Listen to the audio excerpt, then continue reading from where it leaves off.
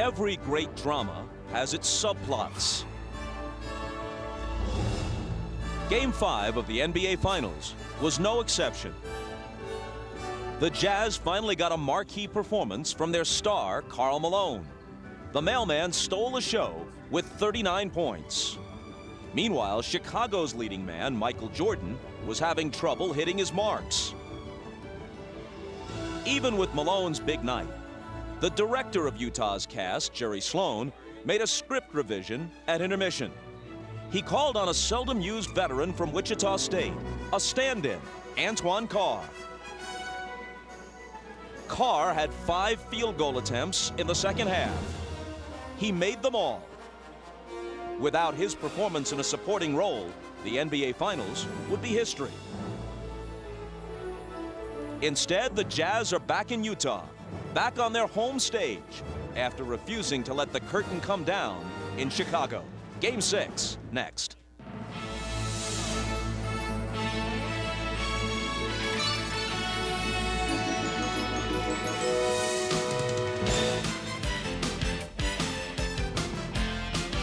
This is the NBA on NBC. The 1998 NBA Finals. Tonight, it's Game 6, the Chicago Bulls versus the Utah Jazz. A while ago at the Delta Center, the cast of characters began arriving for Game 6. Karl Malone, fresh off the great 39-point performance on Friday night. Michael Jordan held just 9 of 26 from the floor in Game 5. Antoine Carr, unexpected hero, helping to bring it back to Salt Lake, where John Stockton has family support. Dennis Rodman doesn't prefer Utah, at least it's close to Vegas. Brian Russell, good job defensively on Michael in Game 5. Scottie Pippen, whose MVP chances for the final may have been hurt by his 2 of 16 shooting on Friday night. And we welcome you back to Salt Lake City for Game 6. Hello again, everybody. I'm Bob Costas. As we mentioned earlier, no team has ever come back from a 3-1 deficit to win the NBA Finals. That's what the Jazz are facing. But for the sake of context, 6 teams have recovered after being down 3-1 to win earlier rounds in the NBA playoffs, including 3 teams that eventually won the championship. And should the Jazz win tonight and force a Game 7, then it would be worth noting that very few teams have ever won a 7th game on the road in the finals. That's what Chicago would be facing. If anything, Utah would have a slight edge, it would seem, in that scenario. Now, if Chicago wants to take some encouragement from recent history, they know that Game 6 has been very, very good to them. Of their 5 championships, only one, the first one, a 5-game victory over the Lakers, was not clinched in the 6th game. There was the comeback from 15 points down in the 4th quarter against Portland in '92. John Paxson shot at Phoenix a year later. The Sonics were finished off in Game 6 2 years ago in Chicago, and then it was Steve Kerr's shot that finally put Utah away last spring. So, if the Bulls want to bring the hammer down, Game 6 is the time to do it as we welcome in Isaiah Thomas and Doug Collins. There is a Game 6, Doug, because Utah was able to make some subtle adjustments in Game 5. Well, Bob, they went away from their screen roll in the second half, and they went more to a post-up with Karl Malone. They put Antoine Carr in the game to give them another shooter so that when Pippen double-teamed, they could kick the ball out to the open man. They're going to get the good baseline cut. Pippen's going to get a double team, and you're going to see Carr step right in, out of the double team, and hit the open jump shot. This caused problems for Chicago in the 4th quarter. Now what happens is you worry about the 4 shooters you have on the floor, so you stay at home. This gives Malone room to operate in the post and go one-on-one against Rodman. He does, wheels in and scores easily. Now in the 4th quarter, it was Antoine Carr and Karl Malone. They had 16 of the 24 points. They're going to need more of that today if they're going to force a Game 7. Bob? Well, you know, Doug, we might ask the question, what took Jerry Sloan so long to go to Antoine Carr? Prior to Game 5, he'd scored only 4 points through the first 4 games. Well, in talking to Jerry Sloan, one of the things he's worried about is Karl Malone guarding Tony Kukoc on the perimeter. And when he has Antoine Carr in the game, that has to occur. So even though he doesn't like that matchup, we're going to have to see a lot of it today if the Utah Jazz are going to win. Well, Tony Kukoc was brilliant in Game 5. 11 of 13, 4 3-pointers, 30 points. But Jordan and Pippen had their problems. Surprisingly, Bob, Jordan and Pippen were struggling all night long. You see Jordan here never really could find his rhythm. Every time he shot the ball, it was just a little long. Pippen, known for his moves against Hornacek in the low post, never really went to his patented jump hook. forced turnaround jump shots all night. But Kukoc was marvelous, hitting 11 of 13 from the field, and you see the big three right there over Karl Malone. Now it took Kukoc 11 field goals. Kukoc made 11 field goals on 42, on 13 shots. Pippen and Jordan took 42 field goals to combine for 11 field goal attempts. I think for the big three, they're going to have to play well tonight, and all of them going to have to big effort here, Bob. All right, and we'll get a big effort from Hannah Storm and the Showtime crew coming up following these messages. Game 6 just around the corner from Salt Lake City.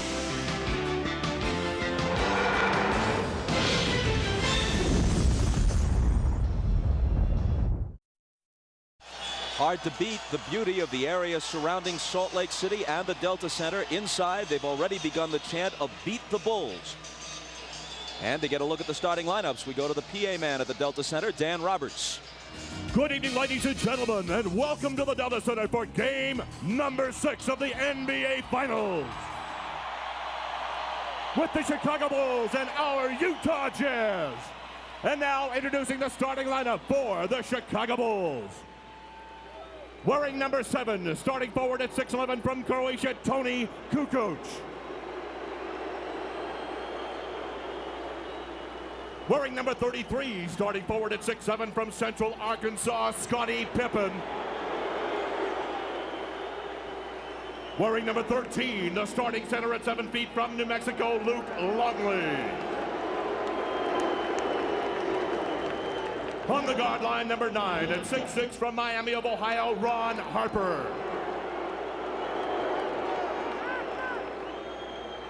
And at guard, number 23 at 6'6" from North Carolina, Michael Jordan. The Bulls are coached by Phil Jackson.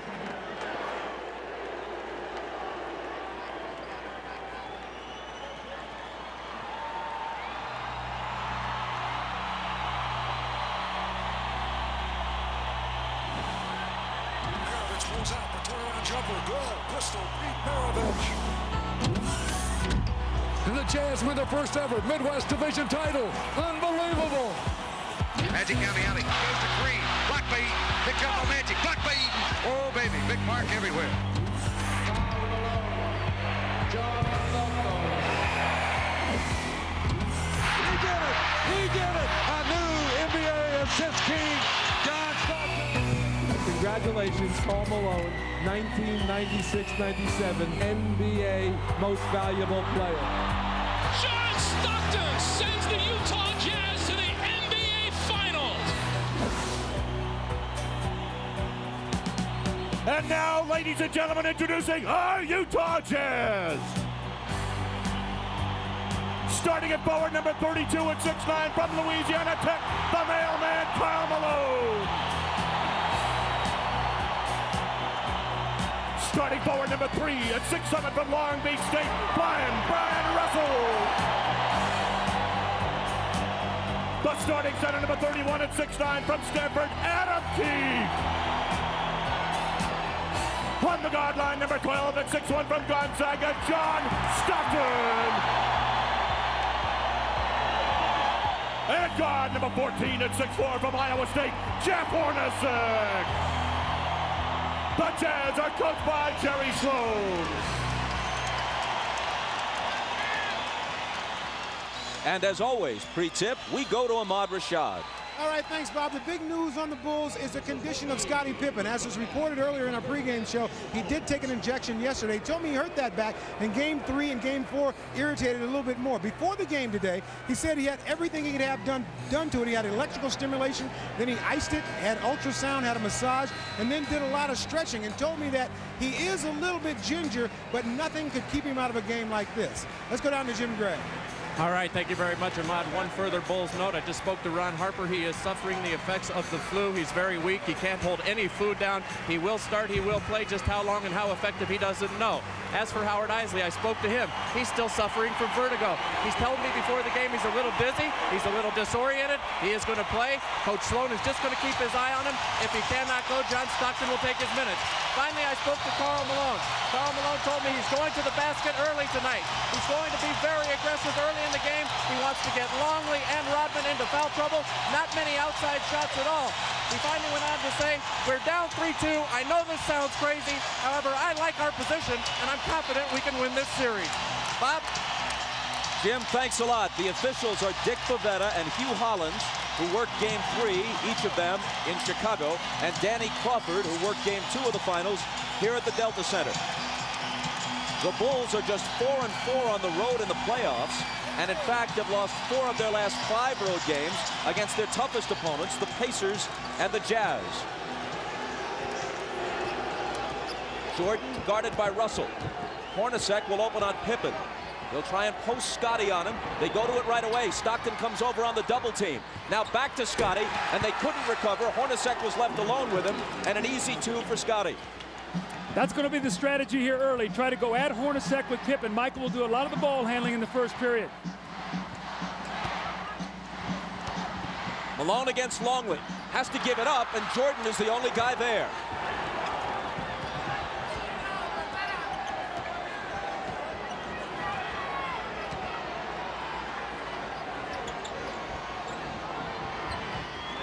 Longley, who has contributed little offensively and has been abused defensively by Malone. It's Jordan missing his first shot, and Russell takes the rebound. It looks like Scottie Pippen is laboring as he moves up and down the court. Ahmad told you he's suffering from a bad back. Malone hits his first. 17 of 27 in Game 5. As the whole Utah team shot better than 50%. Hooked away. Malone chases it to the side. It'll belong to Chicago. Bob, I think Scottie Pippen pulled his back out on that dunk shot on his first play when he reached up for the rim and he pulled it down. I think he stretched up and he grimaced as he came down and he could barely run. Harper guarded by Stockton. Pippen against Hornacek. Draws the double. Harper's the guy they'd like to leave alone. Kukoc isn't. But this time he misfires. Hornacek lost it to Longley. Now Pippen has it. All alone, Kukoc. The one thing you don't want to do if you're Utah is get into a quick turnover battle here and give them easy points, especially Kukoc.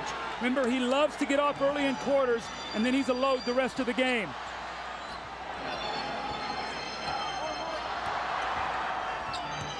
Hornacek from Stockton ties the game at 4. That was a great screen by Karl Malone. Hornacek set Michael Jordan up beautifully, and in a great entry pass by Stockton.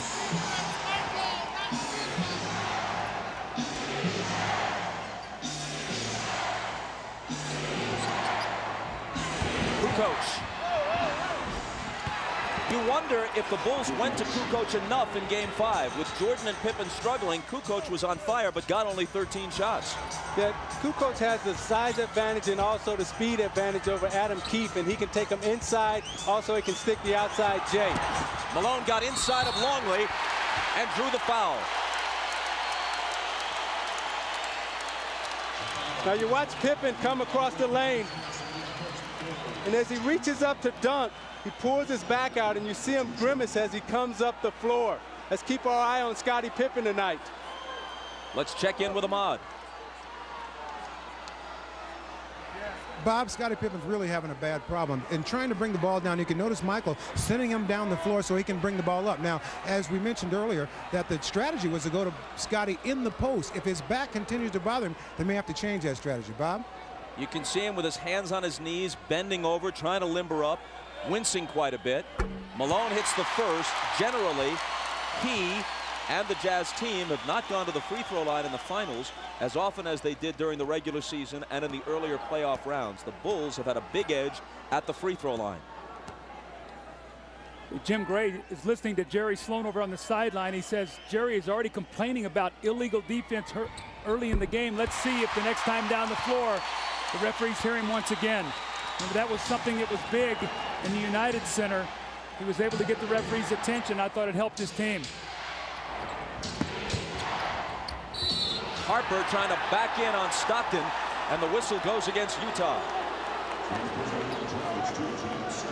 It's Stockton's first. See, what Chicago will try to do is put a lot of pressure inside on the post with Harper and Pippen posting up Stockton and Hornacek.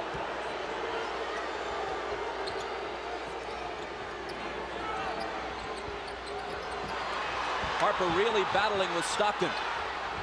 Now he's got it. Tried to bring it back out, and Keith stole it. Hornacek loses it to Harper. And a whistle as Harper comes stampeding into the lane. Now, Bob, Scottie Pippen came back and got that steal, but he is really struggling right now. You're going to see him come in from behind, and after he knocks this ball away, he really sort of stands, and I watched him the whole way. He looked over at the bench at Phil Jackson, like saying, I don't feel very good right now. He's standing up straight. That's the first sign of a back injury, when a guy stops bending his knees. A back injury is one of the most crippling of injuries, especially in an athletic context. And I'm not trying to compare a physical injury to an illness, but it was here in this building where Michael Jordan, sick as a dog, managed to gut it out in Game 5 of last year's final, the pivotal game. Scottie Pippen is probably mindful of that and will give it everything he's got to try to equal the effort that his teammate Michael Jordan has shown in the past. See, Bob, that's why I think it's very, very important for the Jazz to lock in on Toni Kukoc, because if Pippen can't score and it's only Michael Jordan, that will be to their advantage. They've got to do a job on Kukoc today.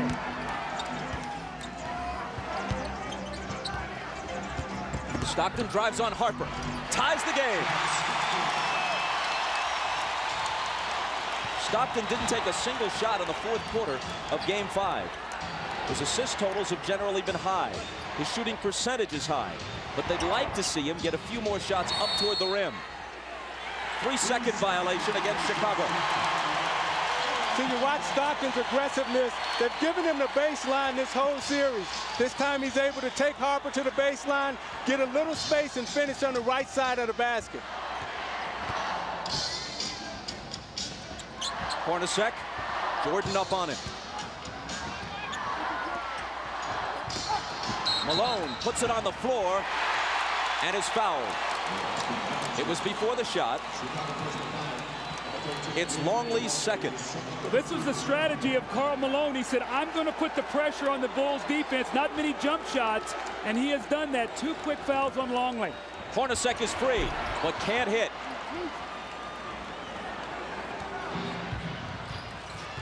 Hornacek is now 18 for 46 in the series. Jordan, there's his first field goal, and the Bulls take a 10-8 lead. If you take away Hornacek's 7 of 11 in Game 3, he's shooting around 30% for the rest of the series. 7 of 11 in Game 2, I should say, here. Harper reached in and fouled. Rodman off the bench. Let's see who he replaces. Longley has 2 fouls, and it's Luke who'll go out.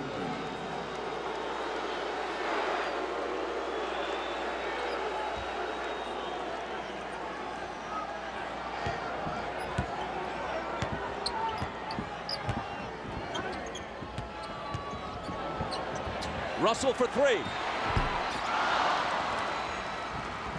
Utah has not been hitting the threes in this series. Now 11 for 51, around 20%. They shot 37% as a team from beyond the arc for the season. Pippen with the hook.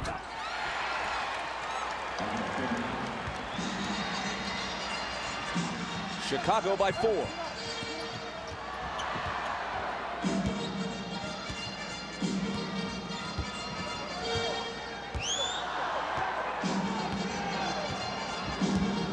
Malone screening for Stockton. His 3 isn't there. Pippen claims the rebound.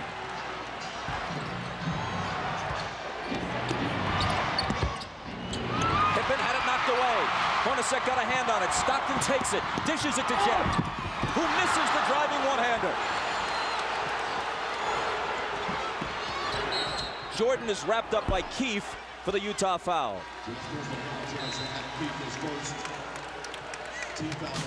You know, Pippen is really hurting, but he's playing in pain as he takes Adam Keefe into the middle and shoots his patented little jump hook. And as he falls to the floor, you can see it's very difficult for him to get up with that bad back. You see him running up the floor, not able to get the type of push and the speed that he normally would have.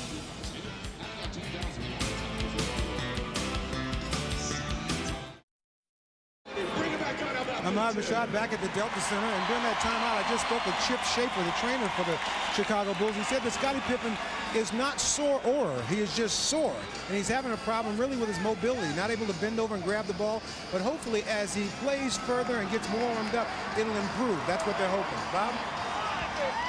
Ahmad, thanks. With Scottie struggling, I think you're going to see the Jazz start picking up a little bit further down the floor. He's usually their primary ball handler. They'll try to pressure Michael and Harper up the floor, make it tougher for them to get into their offense. Here is Pippen, out to Harper, open three, missed it. Malone battling Rodman, and it's tipped to Stockton. Utah on the run, but Stockton circles back outside to set it up. It was kicked. Utah keeps it, fresh 24. You watch Malone and Rodman battling under the boards. Malone's going all out as he runs the floor. They both kick each other a little bit. The referees may clean that up. Russell couldn't finish. Kukoc rebounds. That's 2 layups now that the Jazz have missed here early in this first quarter. Hornacek and now Russell. See, with Pippen hurting, I think Harper's going to have to step up big and supply the scoring load. Jordan for 3. Got it. Jordan with 5, and Chicago with a 7-point lead.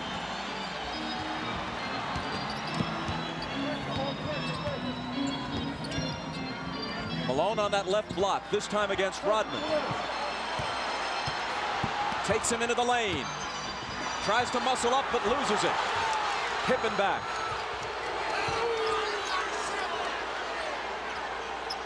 It was tied at 8. Now Chicago's on a 7-0 run.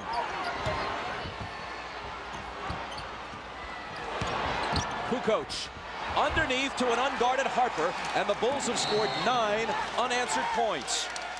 Timeout, Utah.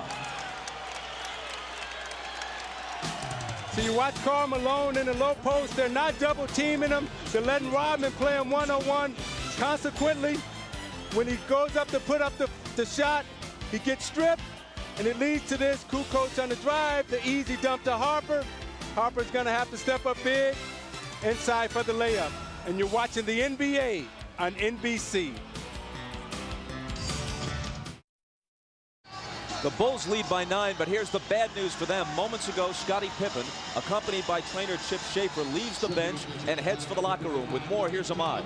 All right, Bob, I just spoke with Chip, and he told me that Scottie asked out of the game, and he wants to go back in the locker room and try to stretch his back out and try to get it more loose before he tries to come back in. I'll keep an eye on it, and I'll keep you posted. Let's go down to Jim Gray. All right, thanks, Ahmad. Well, during that timeout, Jerry Sloan was about as loud and angry as he has been at his team this entire series. He said, guys, you are standing around. You're not fighting for any position defensively. You're letting the Bulls go wherever they want to go. Quit running around screens. Start running through them. Take a hard foul. Get some fight in you. Bob? Jim, thanks. He goes to his bench. Isley is in, and so too is Antoine Carr. Carr tries to make a move on Kukoc, and there's a foul on Kukoc, his first. Now, Bob, the reason Carr's in the game is because Utah was playing 4-on-5 offensively. With Adam Keefe in the game, Scottie Pippen wasn't going to guard him. Now you've got Kukoc who's going to have to play Antoine Carr, so now it's a 5-on-5 matchup. They've got to take advantage of this with Isley in now for Stockton. Harper right now is on Malone. An illegal defense is called against Chicago. Chuck, I think they should have started Antoine Carr. That center position is a revolving door for them with Ostertag and Foster, and it was important for them to get off to a good start. Now they've buried themselves and find themselves in a big hole. Ostertag and Foster have given them nothing in this series. Good pass from Malone inside to Hornacek, who converts it. That's why Their lack of scoring at center is why they were interested in Ronnie Cycli and tried to get him from Orlando in a trade that eventually was voided.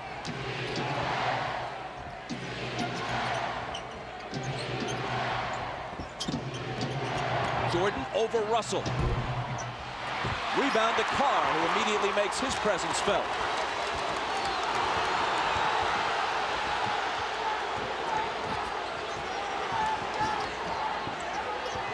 Michael Jordan's illegal now, so the Bulls are all running around. And it's their second illegal defense, which will result in a technical foul shot being taken. And Jerry Sloan just got a technical. Phil Johnson comes over and settles him down a little bit. Jerry's got to maintain his composure right now. He just got the illegal defensive call for a technical, and then he follows it up with a technical of his own. If he was arguing for the illegal defense, that's a cruel irony for him because he got the call, but now the technicals may cancel each other out. It's Jordan to shoot it first.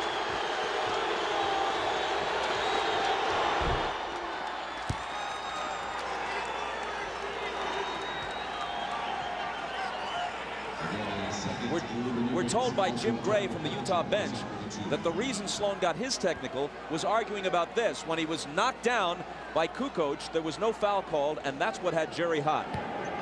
Remember, that's the same thing that he did against Longley to bait him into his 5th foul in here in game 2. So I don't think the referees went for that today. I think that was a good no call. Hornacek, an 89% free throw shooter, swishes it at the other end. Bulls with the ball, down by 7. Scott Burrell is on Russell. Rodman on Malone. And Rodman's going to be hit with a foul, I think. It is on Dennis, his first.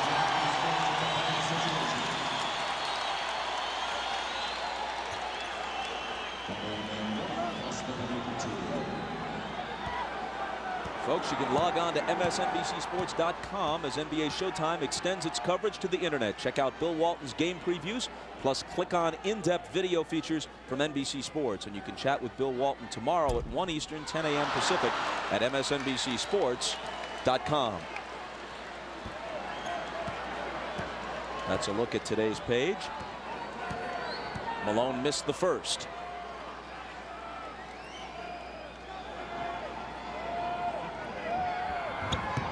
But not the second. To give you an idea how close this series has been, other than the Game 3 blowout, the 9-point lead the Bulls enjoyed a short while ago was the biggest lead for either team in any game, other than Game 3, of course. Kukoc misses, and Isley rebounds.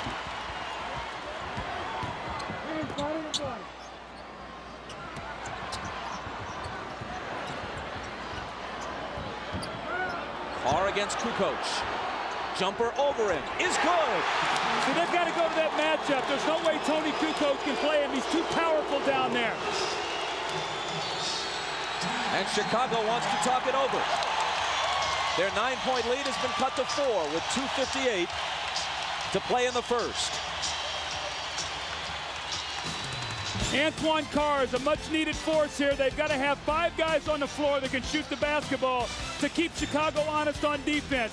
Antoine Carr with the little bang, he gets the space and makes the open jump shot. You're watching the NBA on NBC.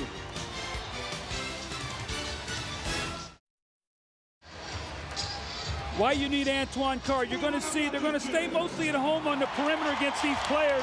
All he has to do is take his time. Kukoc is not going to block his shot. Bump him a little bit and use his power down there. Now, the one thing he has to be concerned about is Kukoc loves to play defense from behind, so he can't be careless with the ball where Tony can come from behind him, Bob, and slap that thing away. Meanwhile, we played 9 minutes. Karl Malone has attempted only 1 shot, which he made. But he's put the pressure on the defense. He's gone to the basket, and what he's done, he's got them in the penalty here early by drawing a lot of fouls on Longley and Rodman. That will take its toll as the game goes on, Bob. The seldom used Bill Wennington is in, along with Scott Burrell and Steve Kerr. Rodman and Jordan complete the 5 on the floor for Phil Jackson right now. Michael dishes out to Burrell. And Russell reaches in and knocks it away with 3 on the shot clock. When Michael gives that ball up, you've got to really work hard and not let him catch it back, and that's what he did that time, Russell. Excellent D. Got to shoot it quickly. Jordan Will with a hand in his face. Burrell skies for the rebound. Loose to the side, and eventually it's Utah who has it. Here's Hornacek. A pull-up 3.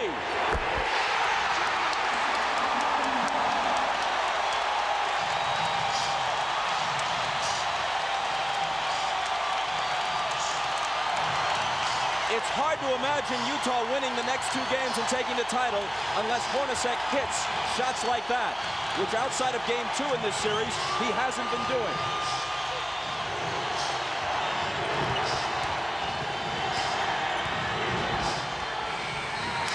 Shot clock violation. Michael gave it up. They weren't even close to hosting a shot before 24 seconds. Terrific team defense. But Isaiah, the play before, Brian Russell went down on the floor, knocked the loose ball away, and Hornacek got the 3. Those are the hustle plays that this crowd creates from this team, and they're going to need all of those today. And this is the second time in this series where you've seen Michael Jordan lose track of the shot clock, which is very uncharacteristic for him. Isley, who's quicker than Kerr, is guarded by Steve as he comes out of the backcourt. It's Malone. And it's Utah with the lead. Only moments ago, they trailed by 9. Carr came in, Isley giving him good minutes. That's been the difference.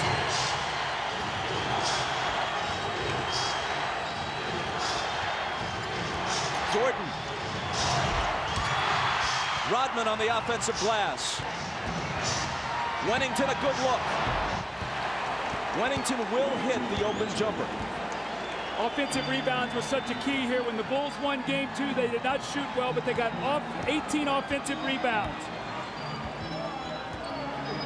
Moving down toward a minute to play in the first. Chicago by 1.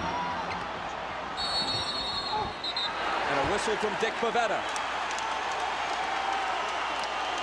Another illegal defense. That's on Michael Jordan. He got 2 zones below his man. Hornacek stayed out behind the 3-point line. Michael dropped down 2 areas, and he was spotted. Now, it helps that Jerry Sloan is sitting there in the referee's ear, helping him see Michael Jordan.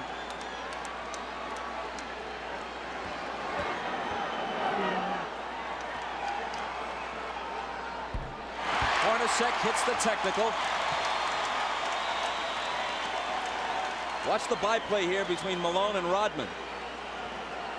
A sign of respect, actually, it appeared to me. You're it.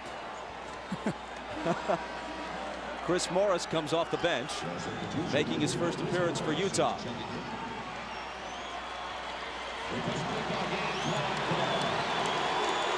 Antoine Carr gets a breather. There have been 3 illegal defense calls in this first quarter against Chicago. Now, Bob, Antoine Carr is not a guy who plays heavy minutes. So I think what Jerry Sloan's going to try to do is maybe give him 5 or 6 minutes here or there to try to keep him as fresh as possible. Kukoc comes in as soon as Carr goes out.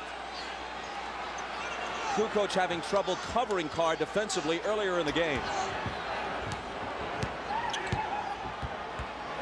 Isley bounces to Malone. Tough shot, but he cans it.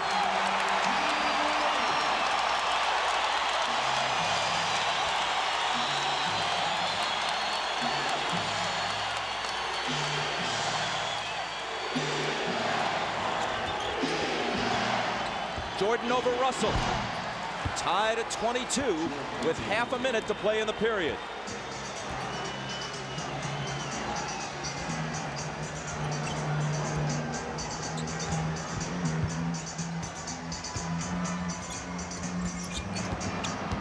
Malone against Wennington.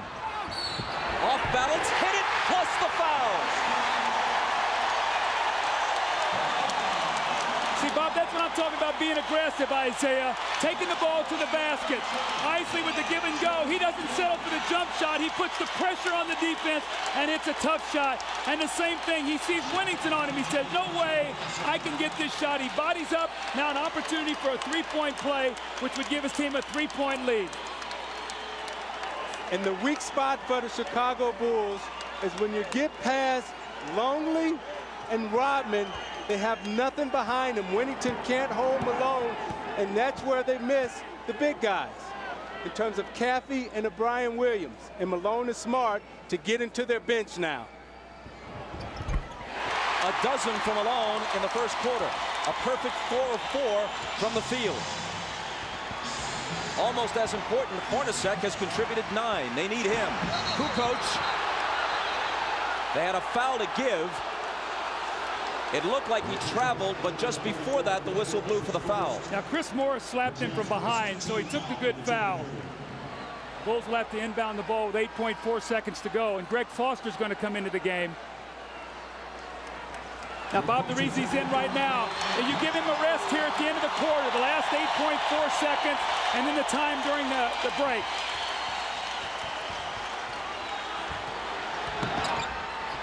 Jordan, double teamed, forces up the quarter's final shot and misses it.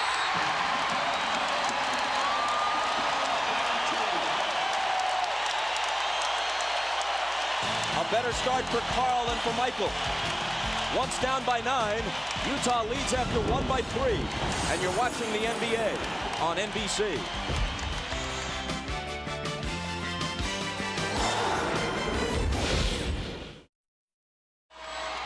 Ahmad Rashad back at the Delta Center, and early on, Scottie Pippen re-injured his back on that dunk shot that he had just at the beginning of the game. He has been in the locker room for the past 5 or 6 minutes trying to stretch that back out. He has both doctors in there. They're just trying to see what they can do to get him ready to play. And if anything else happens, I will be here to report it to you. Bob?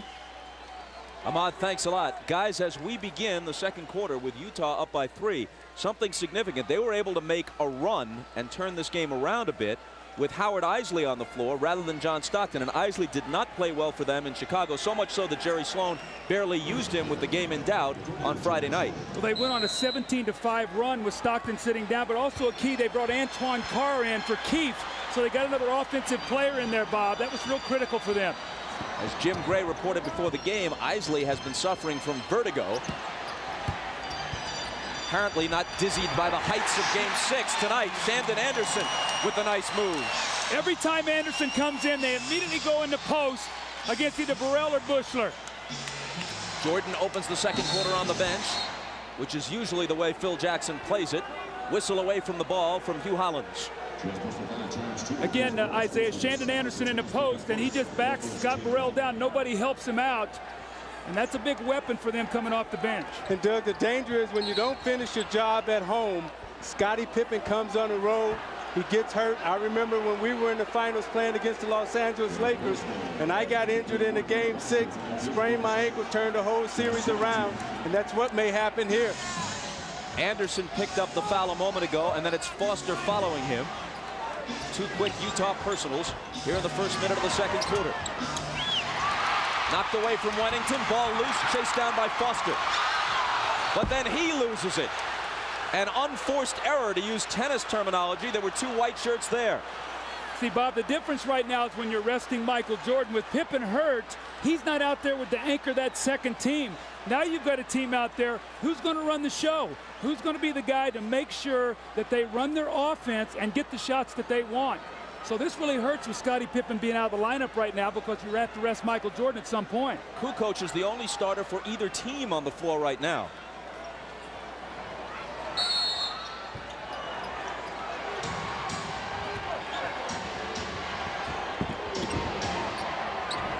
Foster on Tony. Wennington travels. Playing out of character. Bill Wennington is a catch-and-shoot player. He's not a guy, Isaiah, that puts the ball on the floor. Rodman to the scorer's table. He'll have to wait till the next whistle.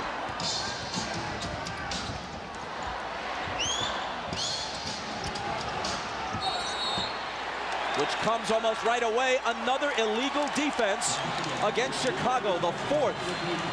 Now, see, the reason that's illegal is Chris Morris is out above the three-point line. Jud Buechler can be no lower than the foul line. When he drops below that foul line, he's automatically illegal.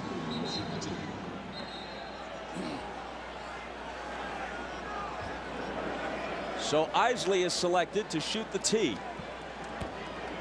After the first illegal defense, every subsequent one against you results in a technical foul shot.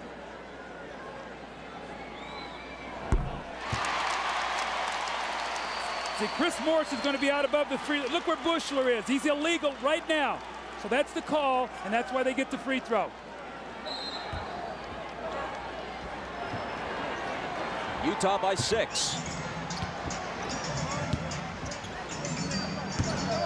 Foster on the move. And throws it away. 2 atrocious turnovers by Foster on consecutive possessions. Trying to do too much. Keep the game simple. You'll get minutes on the floor. Kukoc. Chris Morris pulls in the rebound. Carr from Isley. Missed it off the glass.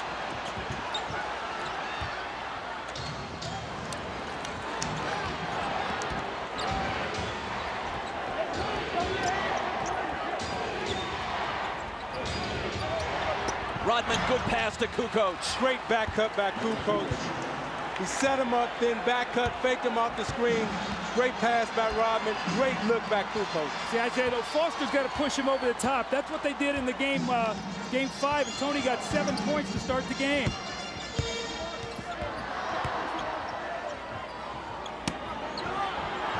Carr trying to back in on Rodman.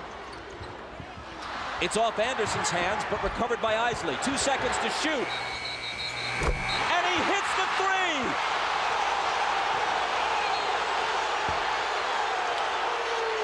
Are they calling the shot clock violation? Let's see. Dick Pavetta says yes. And they wave it off, though it appeared to me as if he had beaten it. See if the ball isn't out of his hand. 1 second.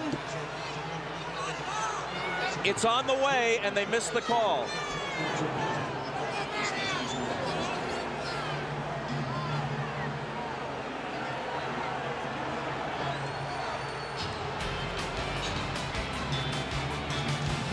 Timeout with Utah's lead, still only 4.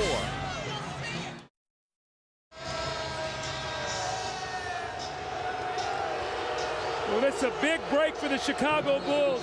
Howard Isley lets this shot go. He gets it out of his hands, and you're going to see here, look, the shot clock actually should be at 1 here, but the ball is off. Right there, you see it. The ball is in the air at 1.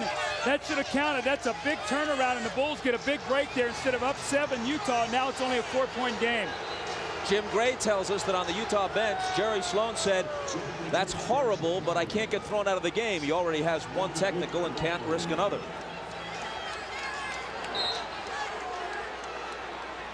We have a further report on Scottie Pippen. Here's Ahmad. All right, Bob, I just found out that they're working on Scottie Pippen in the back, and I've been told that Scottie says he's telling the medical staff that he is not able to play. So that could be the end of it for Scottie tonight. Bob? Judd Buechler, who may get more minutes as a result, hits the shot from the side. Michael Jordan is also back in after resting about 2.5 minutes at the outset of the second quarter. Now, if you remember, Buechler came in and gave Chicago big minutes in that Indiana series. He's going to need to do that again here tonight with no Pippen.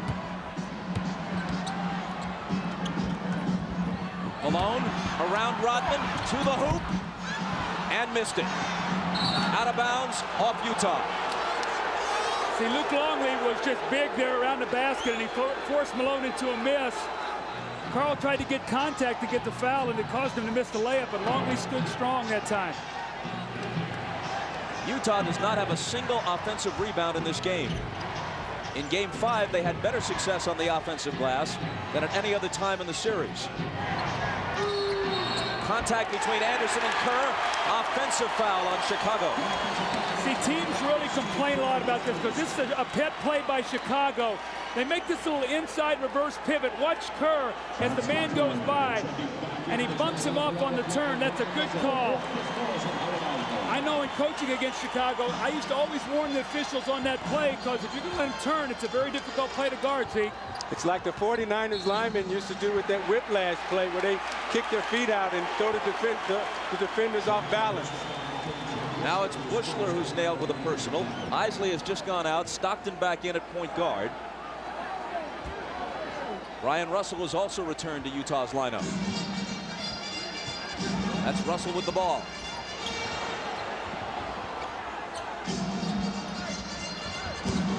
Malone from Carr. And he walked with it. See, Antoine Carr's got to be ready to step in and shoot that ball. They're doubling down on the block now, and Karl Malone swung him the basketball. He's got to shoot it. Those are the same shots he had the other night in Game 5 that he buried to help them get the win. The Bulls can tie with a basket here or take the lead with a 3. Jordan in and out on him, and Carr claims it.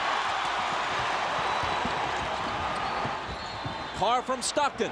There you go. There you go. Now you see Carr pull up and hit the 15-footer, but a moment ago he pulled up and missed that little easy bank shot off the glass. That 15-footer dead on is a better shot for him to take than the one off the glass. Jordan wheels inside around Anderson, and again it's a 2-point game. Michael has 10.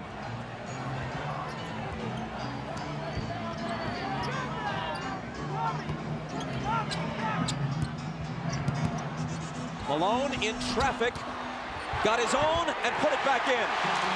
That's that first offensive rebound that you talked about. Malone get it and got 2 points. Malone feels very confident against Longley and Rodman right now. He feels that he can get anything that he wants underneath. Jordan, daylight for 3. 13 for Michael. Utah by 1. If Pippen can't go the rest of this game, and if there is a Game 7, inside it goes to Carr, and he hits the layup. How much more of the load can Jordan possibly carry? He played 45 minutes on Friday night.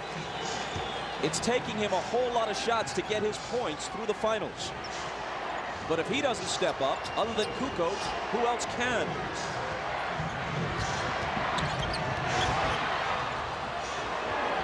Here is Tony. To follow up on your point, Bob, this would be a very wearing game for Jordan.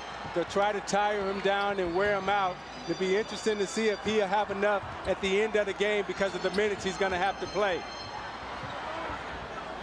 Malone, tough catch, gathers it in, fade away. Carr to follow. Knocked away from behind, and he was fouled. It's number 1 on Jordan. John Stockton with a beautiful pass in rhythm to Antoine Carr, and the pull-up jump shot on the secondary break. And then Karl Malone working once again in the post. He backs himself down strong. Misses it, but the great effort and the great hands to get the ball back and the finish. And in a give and go, the back door, the weak side help. Anderson finds Antoine Carr underneath, and the little finger roll, and Utah leads by 1.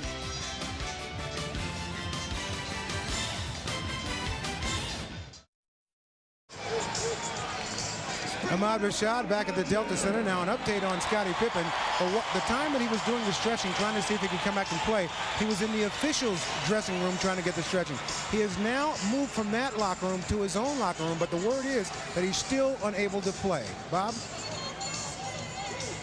Ahmad, thanks a lot. What was the most important regular season game of the year? Undoubtedly the one at midseason here at the Delta Center, where Utah trailed the Bulls by 24 points early, 41-17, and rallied to win. Changed the outcome of that one game. And this series would have opened and ended if a 6th and 7th were required in Chicago rather than in Salt Lake City. It was that win that gave Utah home court and gives them a Game 7 if one is necessary here at the Delta Center rather than on the road. And do the Bulls face the remainder of this game and a possible 7th game either without Scottie Pippen or with a weakened Scottie Pippen? See, with the Bulls depleted right now, the Jazz must keep the pace of this game up. They've got to use their superior depth and just keep trying to wear Michael Jordan down. Jordan into the lane. Tough shot. He was fouled. He'll come to the line with a chance to tie it.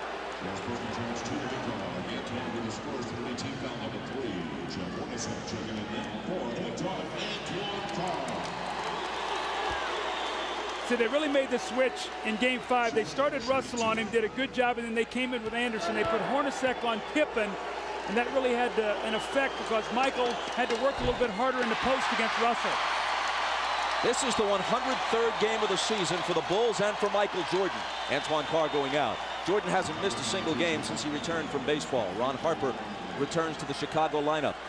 He has also played more minutes than at any time since the '92 season when he was a much younger man. And now with Pippen ailing, he'll be asked to do even more if that's possible.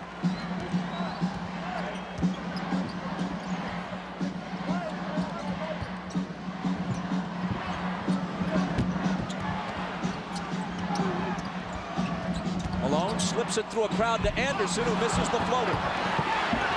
Rodman juggles the rebound but saves it in. Only his second rebound tonight and only his 5th in the last game and a half after such a strong performance in Game 4.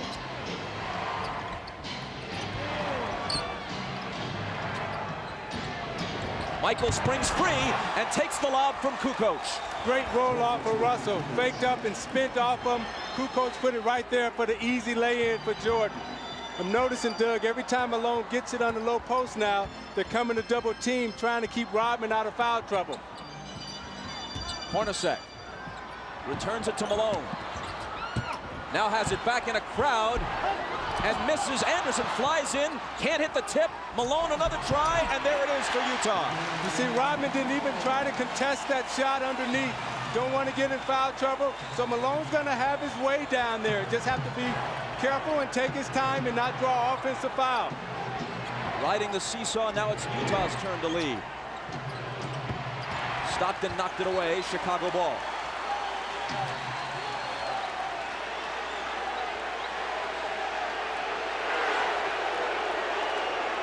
Phil's still lobbying for that travel on Malone on the last possession, but ain't gonna happen.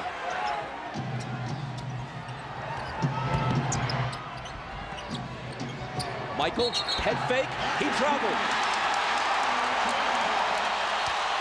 So Phil got the traveling call, but certainly not on the guy he wanted. And Steve Kerr just said to Pavetta, hey, call it on Malone down at the other end. I talked to Rodman after the last game, and he felt that Malone traveled a lot. That's why he was able to get away from him. Malone in the lane. Up and under against Rodman.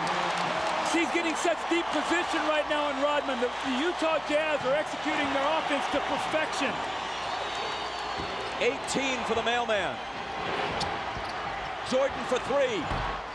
And there's his answer. I think that's his 3rd 3 of the game, Bob. And going into this game, Kukoc and Pippen were a combined 4 for 23 from 3 at the Delta Center in the first 2 games. It is his 3rd tonight, and he has 19 points. Malone tries to answer, and can, and he has 20. A Jordan-Malone duel shaping up in Game 6.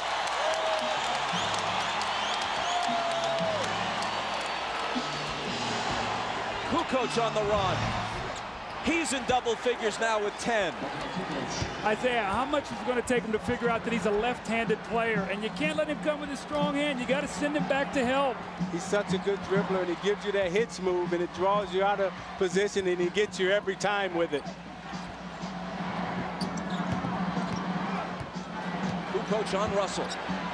Gives him some room, and Russell accepts the challenge and drills the jumper. Utah by 2.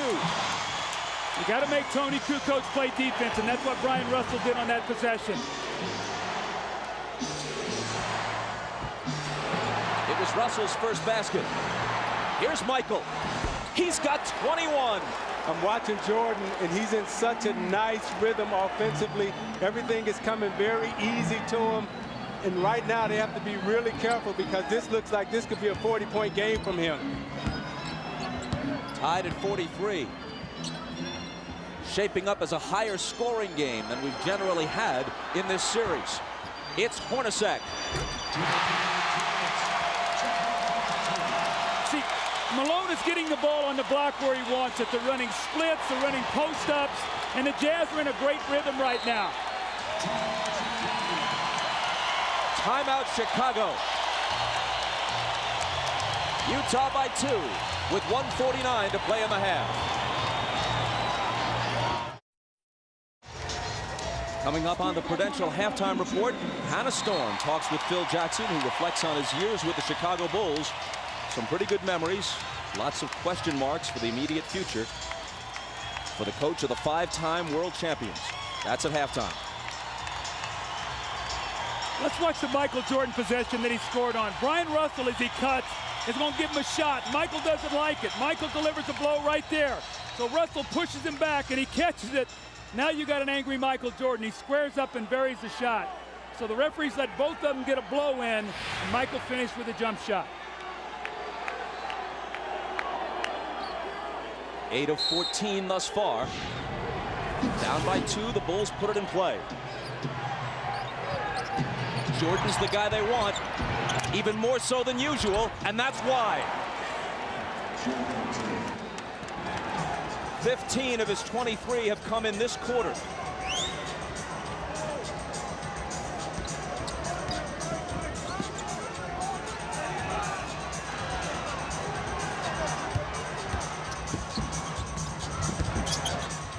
Hornacek off the back iron. After the missed 3, Chicago comes back, looking to take the lead.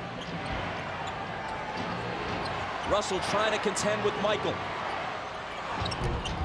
Finally, he misses one. Anderson tries to save it, but was on the line. Bob, the only thing you can hope for right now is that Michael Jordan's going to run out of energy, because he is in an unbelievable scoring mode. The backup and the fadeaway, and he hits the jump shot, and then he comes back the next time, but he's wanting the ball in every possession. Can he play at this pace if Scottie Pippen can't play it all in the second half? If ever there has been an athlete, at least in recent history, able to will himself beyond even his considerable physical talents, it has been Michael Jordan. As Skip Bayless of the Chicago Tribune put it earlier in the playoffs, he's that rarest of athletes, a supremely talented overachiever. Stockton's all over Kerr.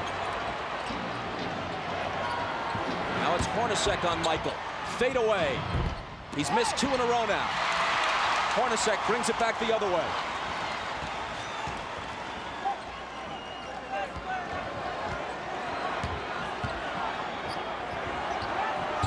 Stockton from Malone. Beautiful slip on that play. Stockton went across like he was going to set the screen on Longley. Michael relaxed just a moment. He slipped it. The give and go, Isaiah. That was a beautiful play. And Doug, now that Malone has really taken advantage of Chicago inside, now the perimeter will free up. Now they have to pay attention to Malone. Now Stockton and Hornacek will be able to step up and play and get involved. They were just putting a couple of seconds back onto the clock.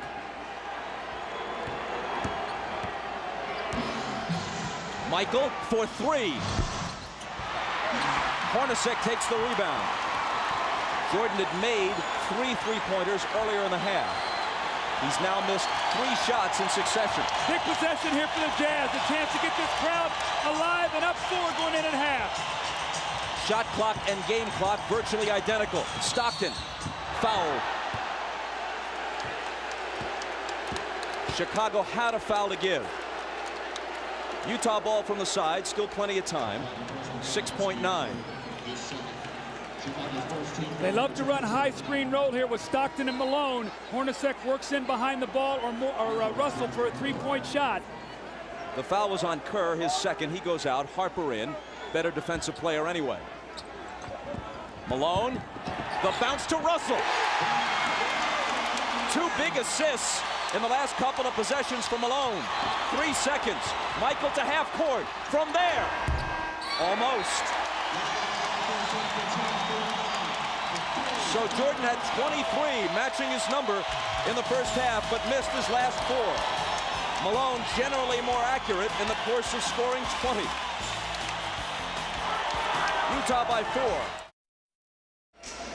Ahmad Rashad back at the Delta Center where the Jazz lead the Bulls by 4. Now the big story here in the first half has been the condition of Scottie Pippen's back. He has really been hurting. But during the halftime, the massage therapist gave him ice, massaged. His back was having spasms. She got the spasms to stop, and Scottie Pippen is back out here on the floor. Whether or not he'll be able to play and play effectively, we'll find out. He is starting the second half. Let's go down to Jim Gray.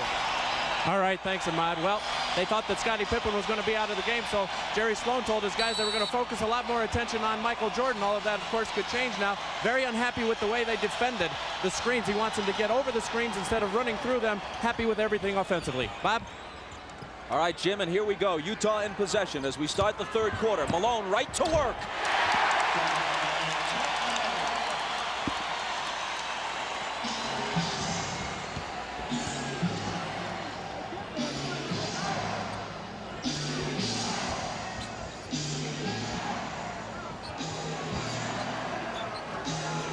Hornacek on Pippen. It's Kukoc. The three spins out.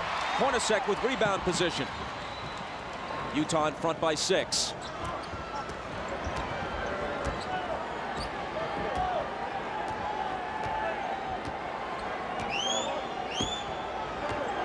Stockton pounding the dribble into the floor. Now into the lane he goes. Outside to Russell. Head fake. Now Stockton. Air ball grabbed by Keith. Blocked back in his face by Pippen, and a 24-second violation as they never hit the rim. Now remember, when Adam Keefe was in the game as a starter, Utah got off to a very slow first quarter start because they were playing 4-on-5. So if that starts to occur, Jerry Sloan might have to go to his bench. Adam Keefe has got to be an offensive rebounder. He's got to be aggressive. 4 of the first 5 games were very close and very exciting. But through the first half, this is actually the best played game, the best pace and rhythm of any of the games of the series. Longley out to Scottie with 5 seconds to shoot. It'll be Kukoc. He has 12. Now Scottie's back out on the floor, but he's still moving very gingerly.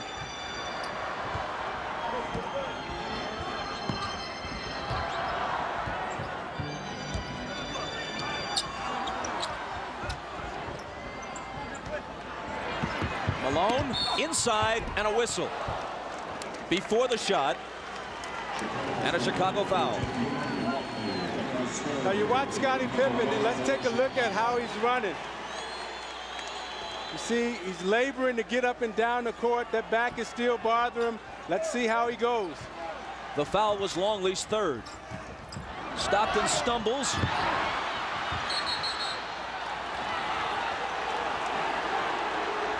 And on the steal, Chicago recovers the ball and asks for timeout. Coach, is that the time you want to use one? It does preserve the possession, but you use up a timeout. Well, Phil has the option here to take a 20 if he wants it, so it looks like he wants to save his 20, use the timeout now. Harper with a great hustle play. You want to see him roll over and get the timeout before Utah can force the jump ball. So we'll step aside with 10:03 to play in the third. Miller Genuine Draft presents even more basketball. Well, the last 2 MVPs have been Michael Jordan and Karl Malone, so you see them working their magic. Michael feels the pressure, reverses for the lob. The fading jump shot, been terrific. And Karl Malone with the great hands in the second shot, then the deep post position on Rodman in the layup. And he, too, with the fading jump shot. So both of these guys have been terrific for their individual teams today. It's been the best played game offensively we've had in the series. And in recognition of this look inside the game, Miller Brewing Company will donate $1,000 to the Thurgood Marshall Scholarship Fund. Chicago ball down by 4. Pippen's jumper over Hornacek won't go. Malone waits for the traffic to clear, then hands to Stockton.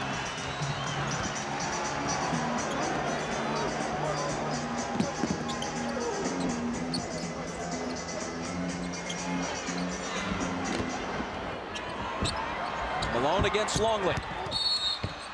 And a foul, and if it's Longley, it's his 4th. He's just not quick enough, Isaiah, to get up and body him, because when he makes the first quick step, Luke can't slide over and get in front of him. He sticks his knee out. Now, this is twice in this quarter. Malone has gotten a layup the first possession, and now he's gotten 2 fouls. He bodies up against him, he sticks the left knee out, and Malone goes right to the basket to get the contact. Longley's got to be a little smarter down there. He's giving Malone no resistance, Doug. I'm watching him as he's moving around. He's not even trying to guard him. Just poor defense by Longley and great offense by Malone. He sits, Rodman enters. Russell for 3. Malone in between 2 red shirts, pulls it down, and now he and Rodman all tangled up. And it's Malone's turn to laugh and taunt a bit.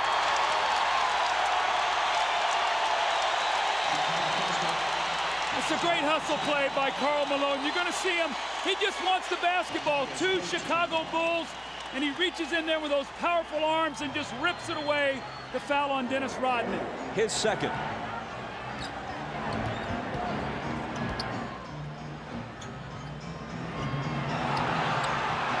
Hornacek into the lane, knocked away from him, but another Chicago foul.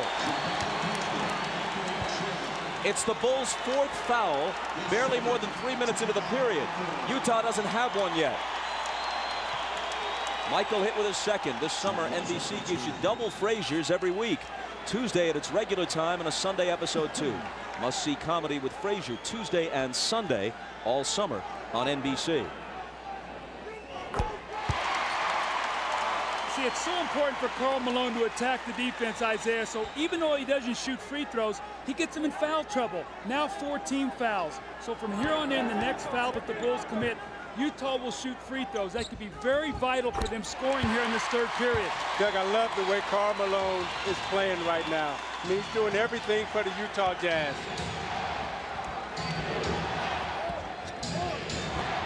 Jordan pulls up and connects. 25 for MJ. See, Jerry Sloan is very upset. Adam Keefe did not show out on that screen. Michael came off there, not with the idea of passing. He knew his team needed 2 points.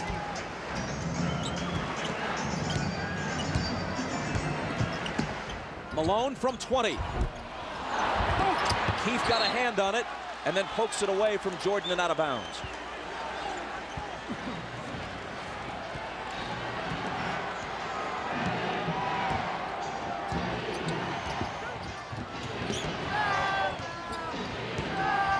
Pippen is on the floor, but not with his usual ball handling responsibilities. This is Scotty out high, immediately returns it to Harper. A little jump hook is good. Just the presence of Pippen on the floor, you've got to be able to honor him, and he's a great post feeder. Chicago back to within 2. Malone from Hornacek. Rodman managed to wrest it away from him, then Harper takes it. Malone argues that he was fouled.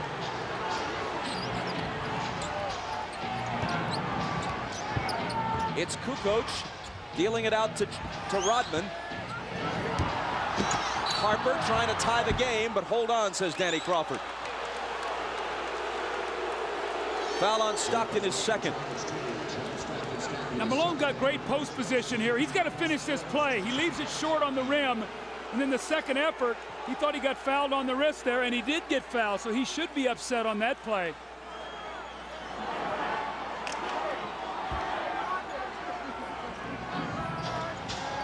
Adam Keefe out, Chris Morris in for Utah. Here's Jordan. Off the back iron, Rodman trying to keep it alive. A tremendous hustling attempt, but Utah gets the ball. Now you're saying, why Chris Morris? Because he's a better offensive player, and he can play against a Tony Kukoc. You say, why not Antoine Carr? I think Jerry Sloan knows he's only got so much gas in his tank, and he'd like to have it for the 4th quarter.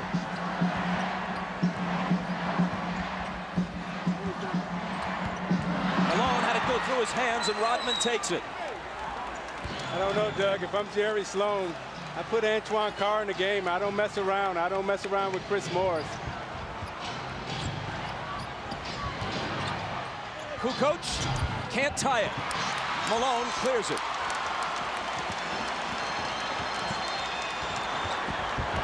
Stockton into the lane, tried the up and under on Harper, but it wouldn't go. And Chicago gets it back. That rhythm and flow, which we saw almost throughout the first half, pretty much has disappeared here in a choppy third quarter. Bob, I just saw eye contact. Scottie Pippen and Michael Jordan. Scottie normally brings the ball up. He said, Michael, you come get it.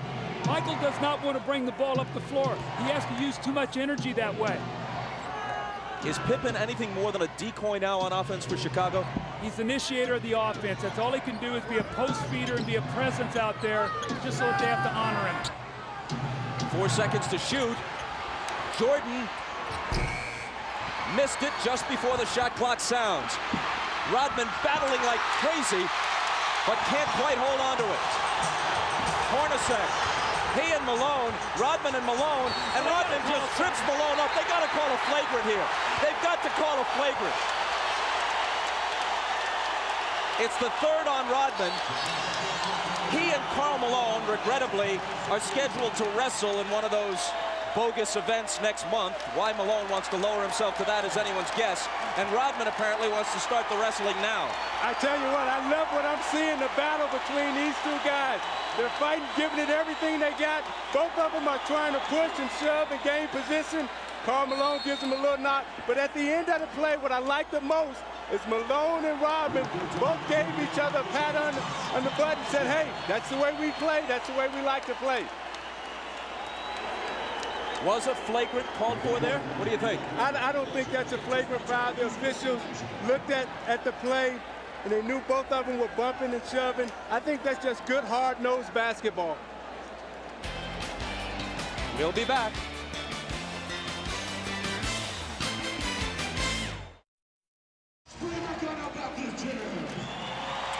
Well, the series was way too pretty here in the first half. Now they're getting down to the basketball we've seen. Rodman and Malone go down. That's one.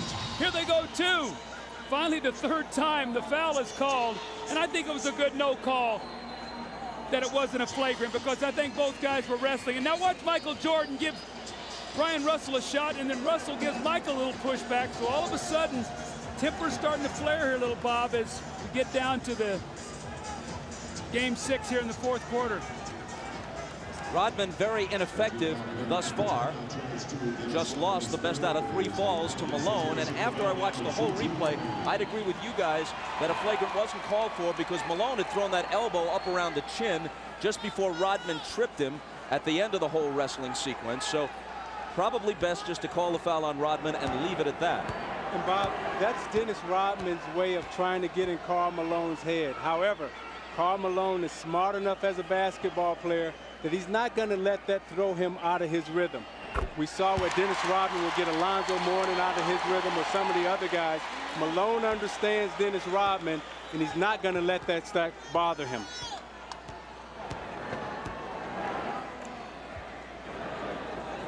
Malone has 23.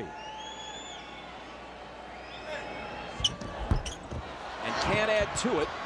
Kukoc takes it down. Chicago trails by 3 as we move inside 6 minutes to play in the third.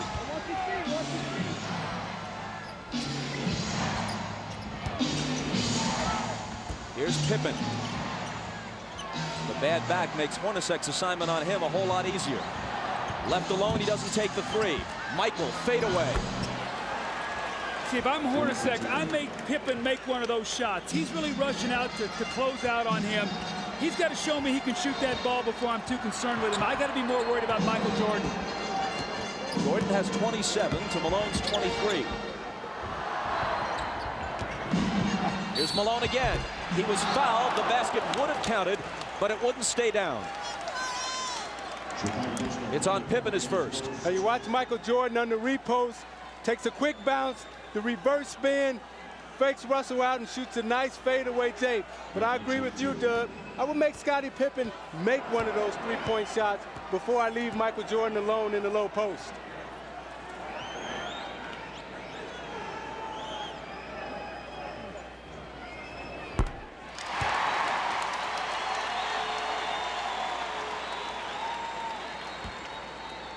Malone is averaging 23.8 for the series coming into this game. That's exactly what he averaged in the 6-game loss last year to Chicago. But that average will go up a bit after today. Makes them both.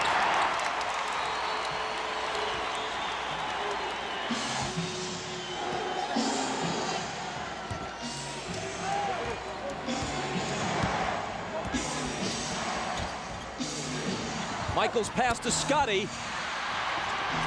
And finally, the tip drops.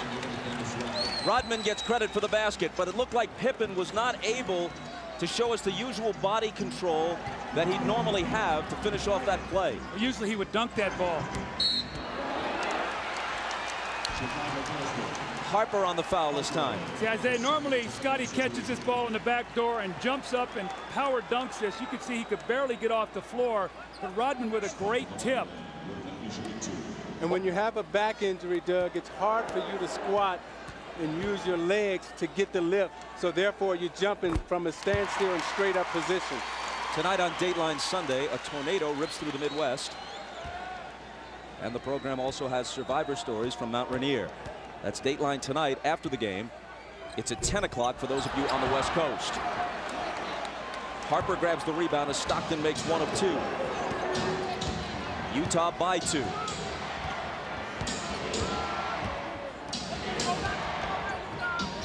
Jordan off target, rebound Malone.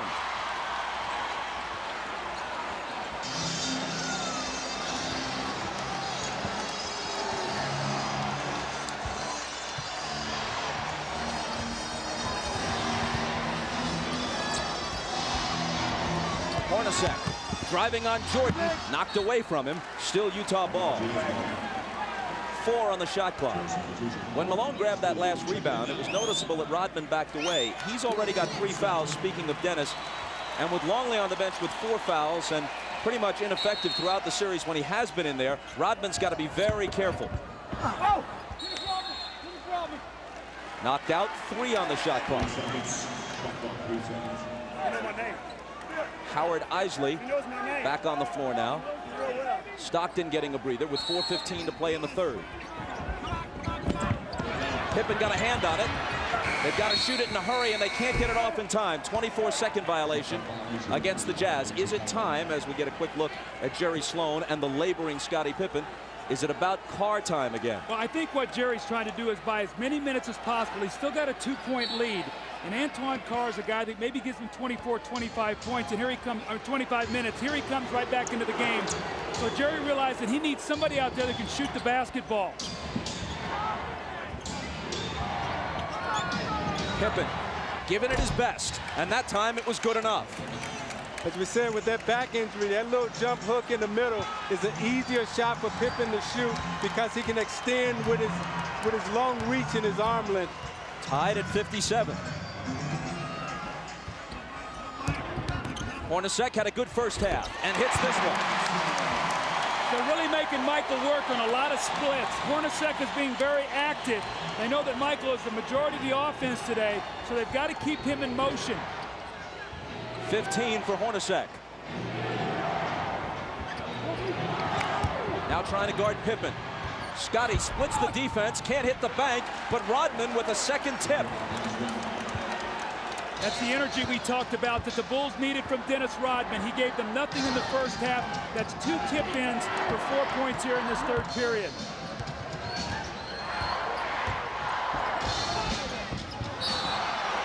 A whistle from Danny Crawford, a Chicago foul.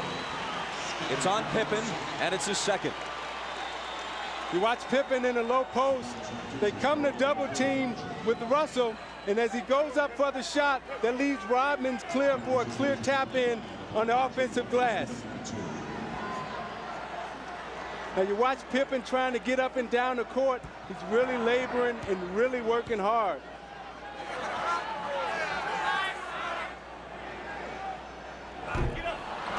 Scotty has come out. Kukoc, Burrell, and Kerr all in. There's Pippen heading back to the locker room again to try to stretch out that ailing back. Russell missed the first, but connects on the second. Utah by 1. Well, the only thing that's saving Utah in this quarter to keep them in the lead is the free throw line. Those early fouls have hurt Chicago, and Utah's taking advantage of it. Kukoc knocked away, and there's a Utah foul. It's just their second of the period. Doug, I've watched Jordan the last 4 plays, and he's picking his spots to get some rest out on the court. He's not playing Hornacek as tough because I think he knows that at the end of the game, he's going to have a lot of energy.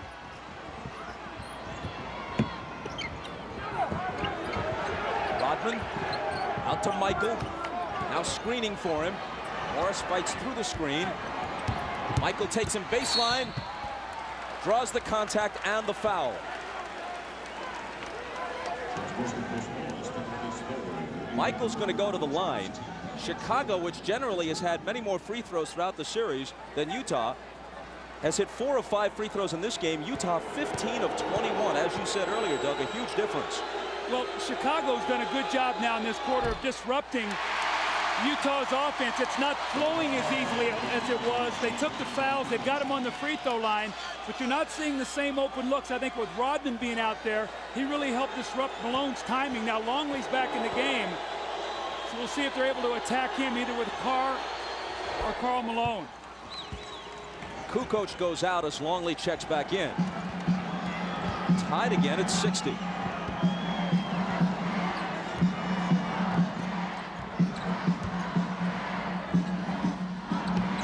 Malone left block where he likes it best against Rodman. When the double comes, he dishes it out to Carr. Now it's Hornacek. 3 seconds to shoot. Now they're going to have to force it. Hornacek off the back rim. Carr on the board. But there's a loose ball foul on Antoine Carr.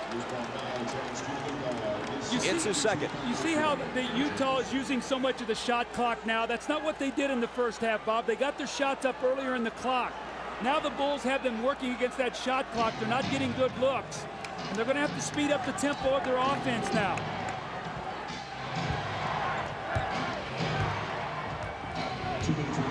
Jordan on the move against Morris. Double pumps. Misses the scoop. Malone will clear it. Inside 2 minutes to play in the period.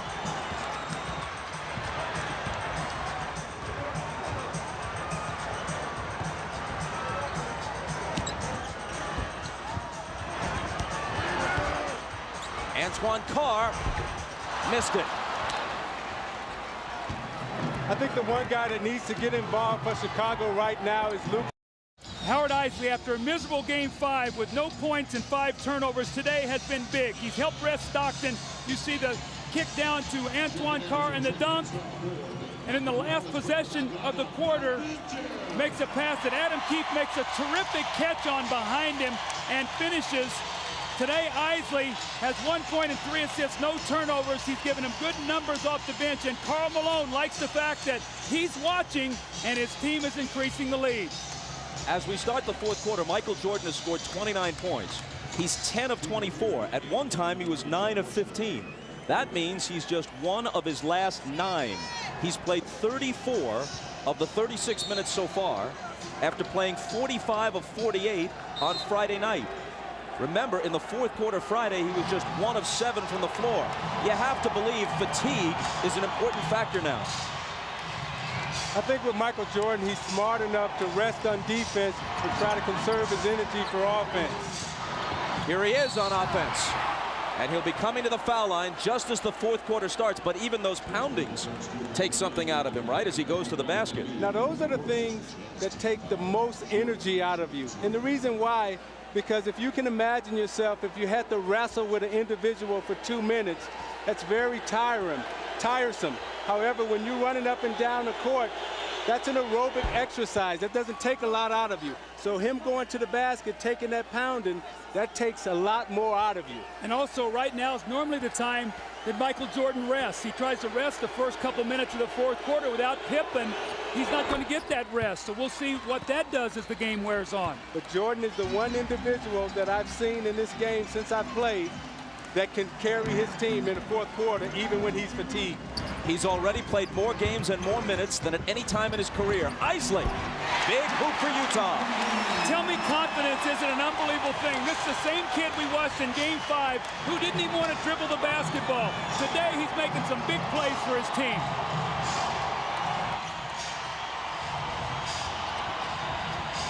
Jordan against Anderson. He's still Michael Jordan. Whatever he has lost through fatigue, through age, through whatever, has only brought him somewhat back to the field. He still leads the field. Morris out of the corner. Rodman with board position on Antoine Carr. Chris Morris has had a lot of open looks at threes like that in this series. Usually he's pretty good with them. In this series, he hasn't been able to hit them.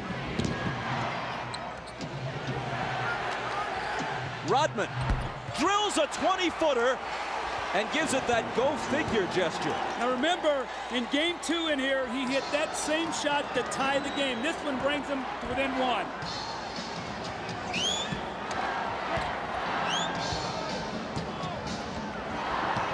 Isley returns it to Keefe on the screen roll, and he blows the dunk. He argues that he was fouled, but he should have finished it anyway. Now Keefe heads for the bench, and Malone comes back.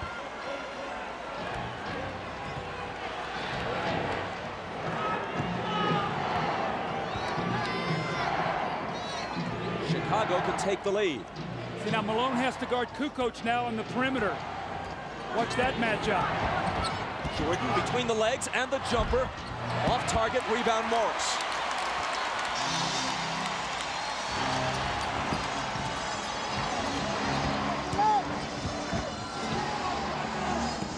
Malone hands it back to Morris, who converts on the reverse.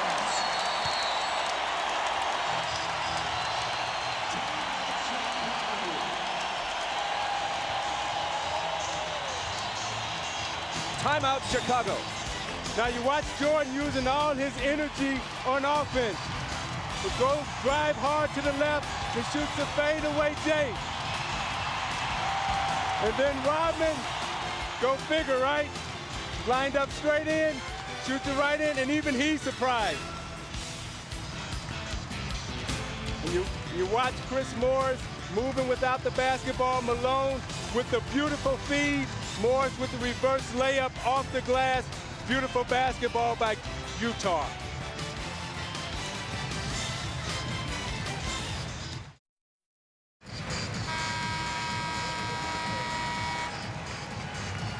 Ahmad Rashad back at the Delta Center. Now the strategy on Scottie Pippen, they had him in the back. They were putting ice on his back and electrical stimulation for pain relief, and they were trying to bide their time up until the 10-minute mark to bring him back out and see if he could play the last 10 minutes of the game. As you can see, he's back. He's on the floor. We just have to see how it goes. Bob? Ahmad thanks Michael Jordan's first rest of the second half, and you'd have to guess it will be brief. Utah right now has got to force Phil Jackson's hand. They got to stop him, and they've got to get some scores to make him come back and not get his normal rest. Kukoc spins to the hoop and misses the bank. Bushler chases it down. They got a new shot clock. I didn't see that ball hit the rim. Kukoc out of the corner. That one's short. And Malone grabs the rebound. And he asked for a 20-second timeout because he was in danger of toppling out of bounds. I think what you're going to see right now with Chicago is Tony Kukoc is going to try to put the pressure defensively on Karl Malone. Isaiah, he's he's a first-team defensive player, but he's used to playing around the basket. Kukoc can beat him with his speed, and let's see if he tries to break him down out on the perimeter. And the dangerous player and the X factor for Chicago on the floor right now is Jud Buechler. Keep your eye on him because he'll come up with the hustle plays and the energy plays to keep Chicago involved. Stockton now is back into the game after that 20-second timeout, so he too has had back problems. He's back in now for the finish. Until he has exploded in the last couple of games, all the talk about Karl Malone concerned his scoring, but he has always been a terrific all-round player. Tonight, more evidence. 25 points, yes, but 10 rebounds and 6 assists. And we still have 9:16 remaining.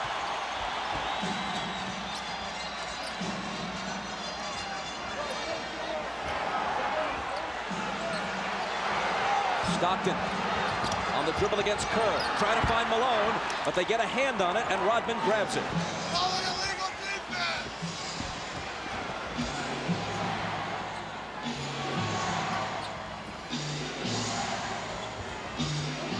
Kukoc, a 3 would tie it.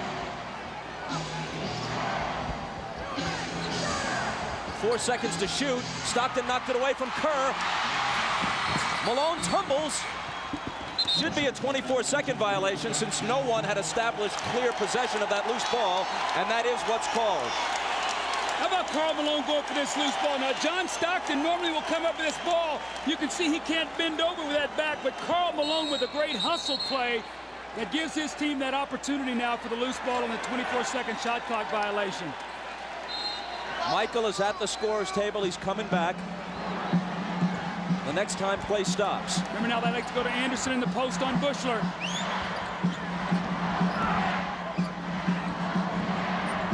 Carr from 20 feet. It spins out and Rodman is there. Brian Russell comes off Jerry Sloan's bench. As soon as he saw that Jordan was about to come back in, he calls on Russell, who probably will guard it. Kukoc to tie it. There was a great screen by Steve Kerr to open up Tony Kukoc, sacrificed his body, took on the bigger Malone, so Kukoc can nail the three. 15 for Tony. Utah's got to get some movement. Morris to a cutting Anderson, who was bumped. The basket may count. It does.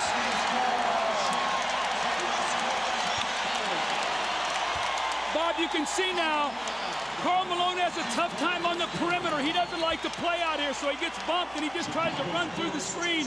Kukoc gets the bare three and knocks it down. And in the good movement here, you got to get a slash and a cut to get to the basket.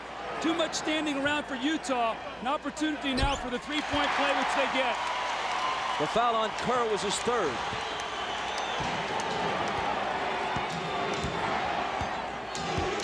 Jordan back in.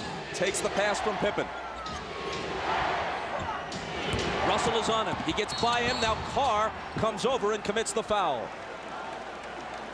You see, they're so conscious of Michael Jordan coming off the screen.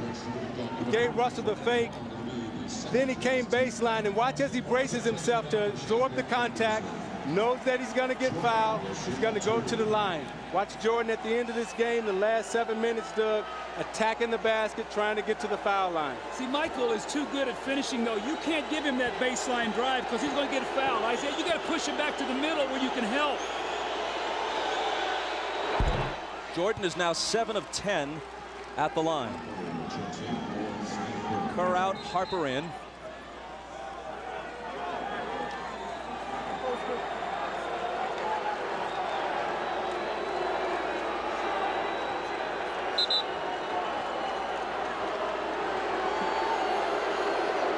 We're told that the brief stoppage was because of a sign one of the fans was holding, and it had some offensive language on it. So they had it removed.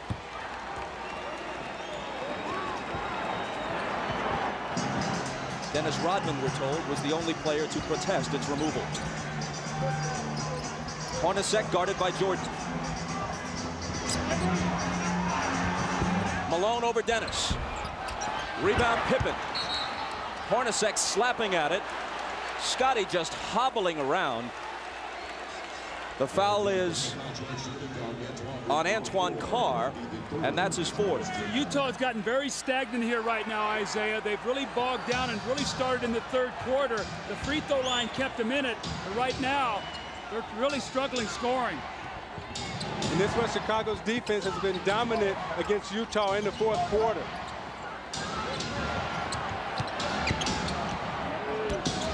Jordan with the jumper.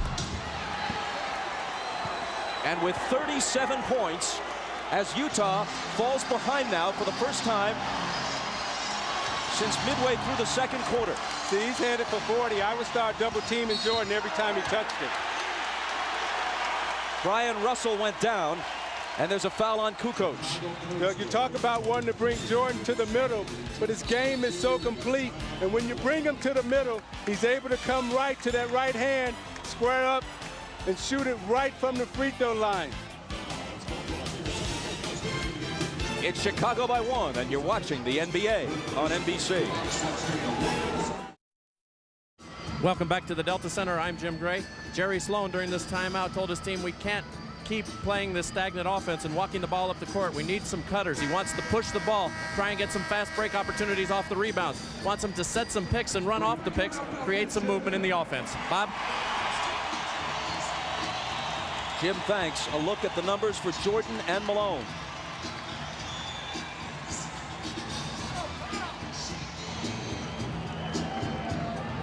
Jerry Sloan wants fast break points. They have to turn to John Stockton right now to push the tempo. And thus far, he's only attempted 4 field goals. At 5 points, 4 assists, and 3 turnovers. Stockton has to come through big for him down the stretch. What's happened also, too, when Malone's getting the rebound, he's holding it, and rather than outletting where they can run. Here is Stockton with Harper on him. Antoine Carr. Malone, 3 defenders on him, and they take it away. It's Pippen wincing as he comes up with the loose ball.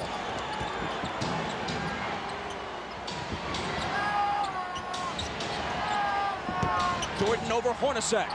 Short. A whistle underneath from Danny Crawford. Stay right here. Loose ball foul on Utah. See, Malone's catching the ball in the post. He's getting double and triple team right now. He's got to be a passer out of this post. You see Pippen there knock the ball away from him. But if there are 3 guys on him and you space the floor, somebody's got to be open. And Doug, what Chicago is saying right now, we're not going to let Karl Malone beat us. Someone else is going to have to step up and beat us tonight. Pippen, who can barely move, throws it in. In almost any other situation, he couldn't possibly be playing. Regular season, never. Even earlier in the playoffs, he'd probably be sitting. Jordan again. And Stockton pulls it down. This is where they got to push it, get something quickly. Underneath to Carl, and he was fouled. It was a nice feed by John Stockton, pushing it up the court, catching Malone early in the offense, right underneath the basket. Malone did a great job of sealing and drawing the foul. 4 on Rodman. Michael's upset with himself right now. He's missed 2 jump shots that would have given his team a 3-point lead. He's really upset about that because both of them were very makeable shots that Michael normally makes. And Russell has done a good job guarding Michael Jordan, forcing him to shoot jump shots and not really allowing him to get to the basket. Malone busting loose with the huge game on Friday night. He had 20 in the first half. He's at 26 now after the free throw. Jordan leads all scorers with 37.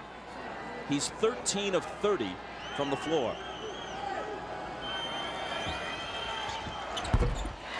Utah back in front by 1. Steve Kerr now in for Chicago. Remember, he spaces the floor and gives them another shooter if they do start running at Michael and scrambling their defense.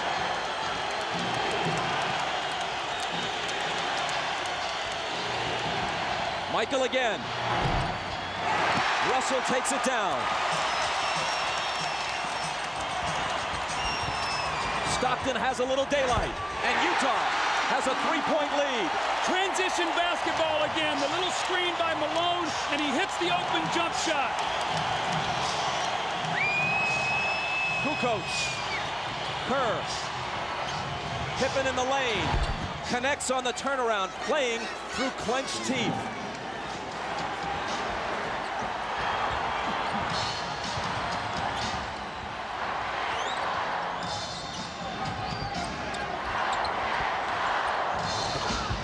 Malone.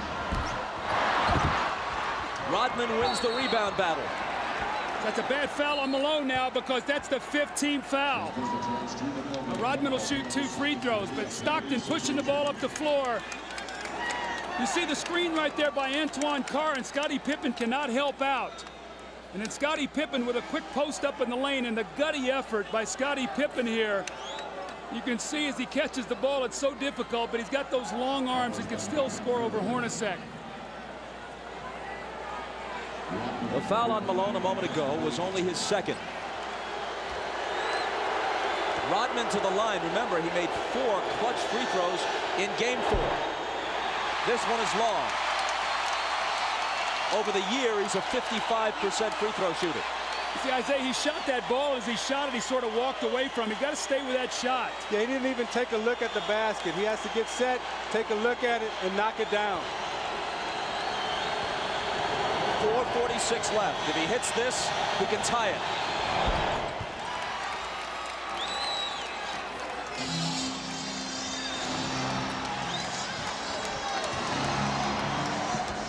Stockton glancing at the clock as he comes across. 4.5 minutes for Utah to end its season or prolong it. Stockton, 5 seconds to shoot. It's Hornacek. Malone. They'll bring it back out. The jumper by Karl. Utah back in front. Great patience. Offensive rebound, kick it out, and Hornacek got it right back to him. Malone has 29.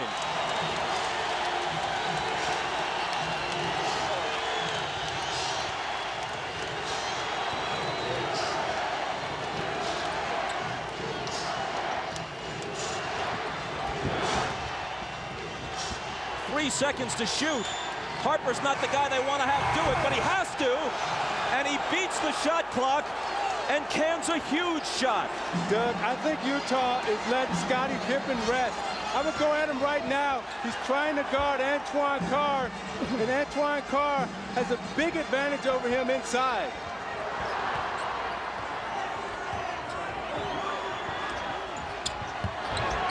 Russell. Driving against Rodman. Contact and a foul. Kukoc was also there, and they call it on Kukoc's third. Now you watch Harper as he takes this shot. Does he get it off in time? I don't know. That's a tough call. Well, you know Look, what? look. If they miss that call, it's a 5-point swing in missed calls on shot clock situations. They took a Howard Eisley 3 away wrongly in the first half. This one was even closer, but it appeared that Harper may have been just a fraction of a second behind the shot clock. Harper's basket counted. This one by Eisley, which should have counted, did not. See, I think this 3 was good, and the last shot that Harper took, I think that was a shot clock violation. Russell steps to the line and knocks them both down.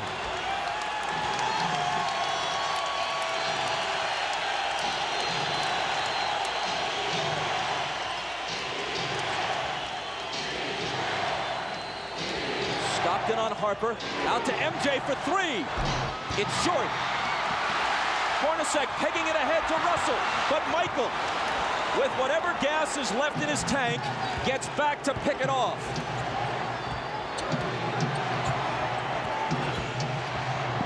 Rodman, offensive foul on Dennis. And that's 5. Now, Isaiah, that's what you're talking about. Jumping out off that screen and make Michael Jordan be a passer. Throw it to Rodman, who can't finish.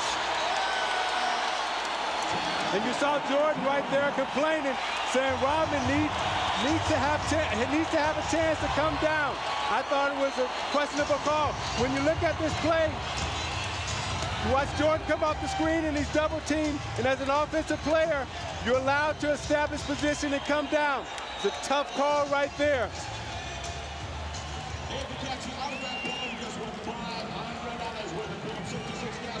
Oh no, says Michael.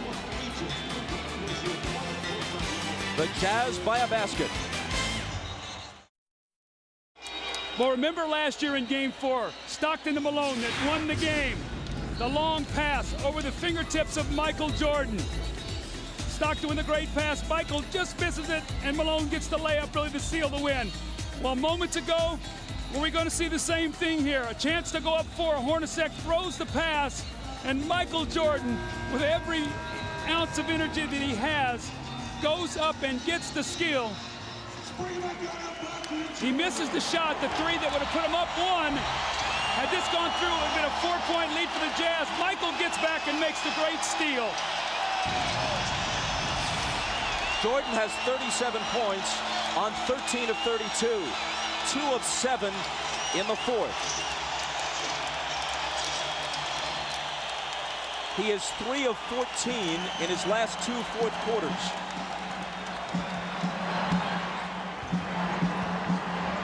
Even Superman apparently gets tired. Malone, lots of room. Got it. That's their pet play. Malone goes over like he's going to the post and screams for Stockton, and he rolls out and hits the huge jump shot.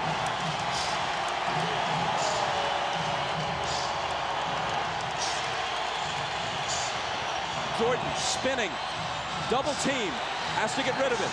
Gets it right back from Pippen. Double pump, knocked away by Carr, and a foul. Isaiah, normally on this play, Malone goes to the post. This time he goes and screens so Stockton can get to the middle of the floor. A mix-up, they trap, no one rotates, and Malone buries the shot. Now on this defensive possession, Hornacek, I thought, should have run at Michael Jordan and made him pass the ball back to Scottie Pippen. You got to take the ball out of Jordan's hands right now and make Harper or Pippen beat you from the perimeter. Jordan's 9 of 12 now at the stripe. Now you look at the job that Russell is doing against Jordan. He's keeping him out on the perimeter, not allowing him to come into the post. He hits them both, making it a 2-point game with exactly 2 minutes to play.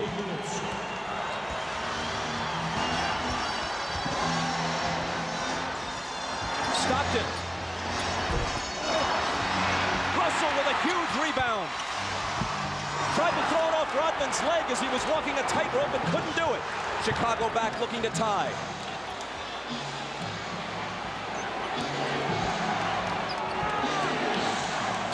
Michael, short, rebound Stockton. The jumpers come up short when fatigue is a factor. It's true of anyone, even the best of them.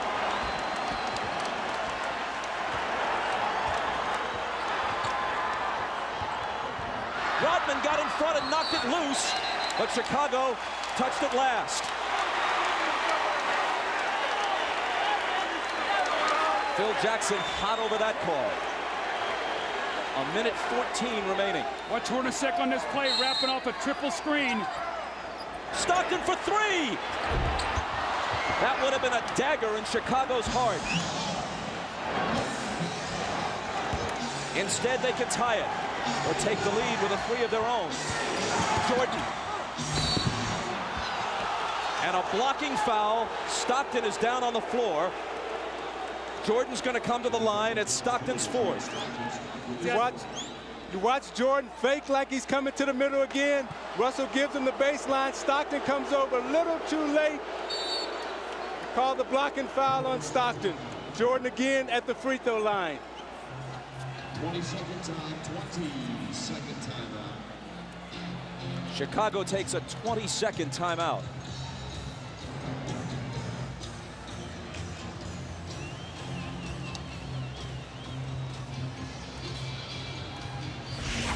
Now you watch Jordan in the 4th quarter trying to get to the basket against Anderson. Pulls up and takes the jump shot. Again, they're keeping him out on the perimeter, not allowing him to get into the post. Coming to the foul line for his patented free throw line, Jay. But again, Russell keeping him out of the post. Pulls up, shoots it a little short. This is a big 20-second timeout for Chicago because it allows Jordan to get some rest before he goes to the free throw line to try to knock down 2. At the line, he's 10 of 13. From the floor, he's 13 of 33. Well, in this 4th quarter, Michael is only 2 of 8 from the 4th quarter, but what he's done is he's been able to get to the free throw line. He's 6 of 6, so he's shooting his 7th and 8th free throws of the quarter. They've got to find a way to be able to guard him without fouling him here.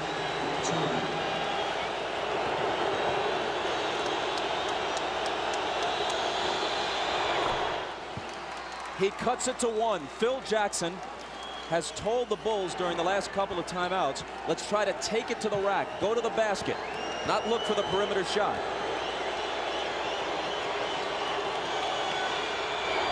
Jordan ties it. Maybe the 20-second timeout was, as much as anything, just to give him a breather to gather himself for the crucial free throws. 50 seconds. Malone. Cross-court Stockton, a 3, it's there!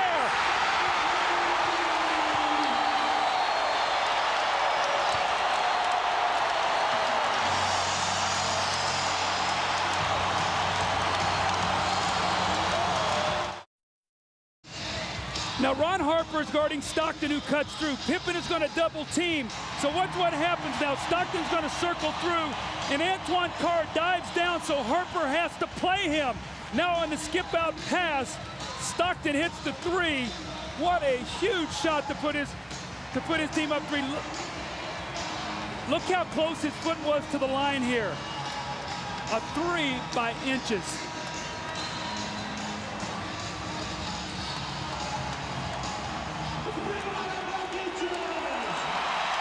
Now this is what Karl Malone has to do. He has to find the open man, and Harper runs at him. And normally it's Stockton and Malone. This time it was Malone to Stockton. 10 points for Stockton.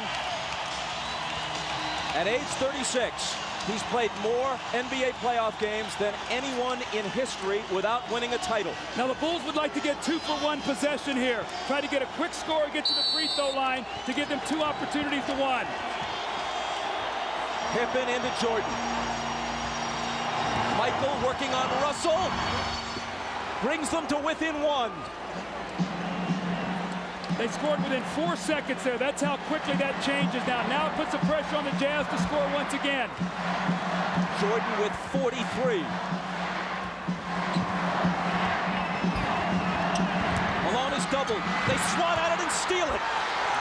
Here comes Chicago. 17 seconds. 17 seconds from Game 7 or from championship number 6. Jordan open. Chicago with the lead. Timeout, Utah. 5.2 seconds left. Michael Jordan running on fumes with 45 points. At the end of the game, you got to get it out of his hands. He's beat you so many times. You watch Jordan play, Doug, and you know that at the end of the game, he's a killer. This was really the play that hurt Isaiah because they scored so quickly. Michael got in there and scored within 4 seconds. And what happened was Michael doubled back. You're going to see he's in the play. Look where Hornacek is setting the screen. Michael never clears, so Malone doesn't see him. He comes from the blind side and strips him. So 3 crucial plays here by Michael Jordan now as he gets Brian Russell with a quick crossover. Look at Brian Russell slips, and Michael pulls up and buries the shot to give him a 1-point lead.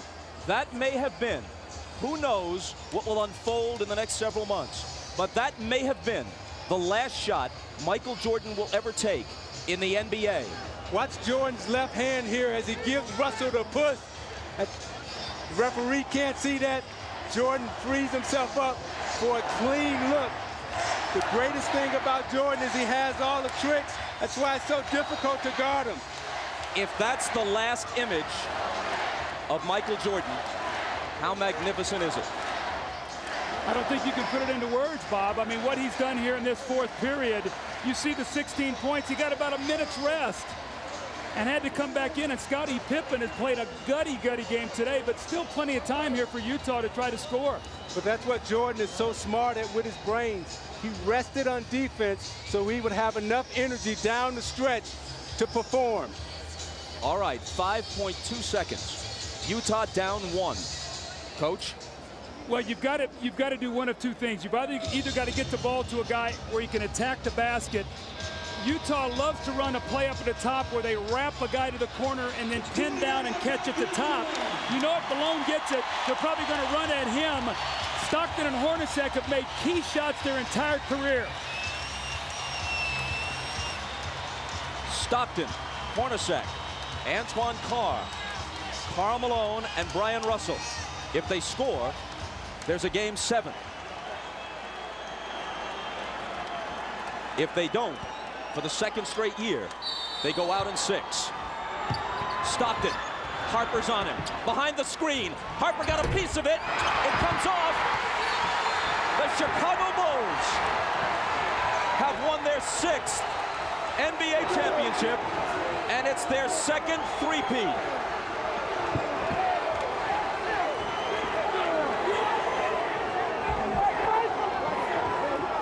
When you lose by this narrow margin, imagine, speaking of the Utah Jazz, there are so many things to look back on. But the Howard Isley three that was taken away in the first half will eat at them all summer long.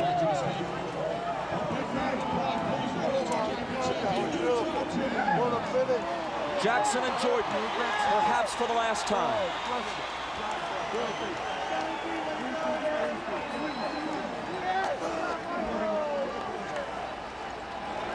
Chicago 87, Utah 86.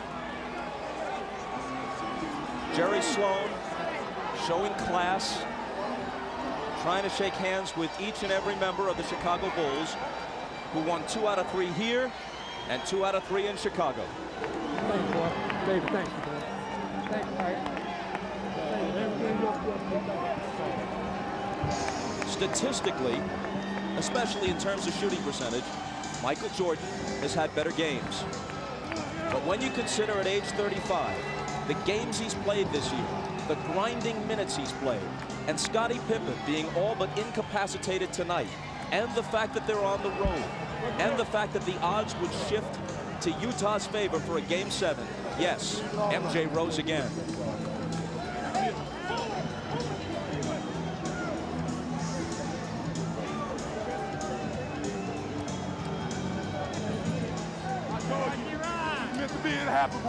He no longer needs accomplishments to prove his case as the greatest player in NBA history.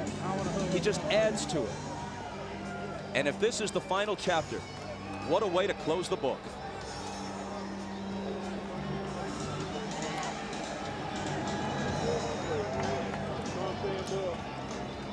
I tell you, Bob, as you look at Scottie Pippen there, I remember all Scottie ever heard about was the migraine headache and that he couldn't play with pain. Well, today, they could not have won this game without him. Just his presence being out there. He made some big shots. He fed the post. He did all the little things for Chicago, and his numbers aren't going to show it.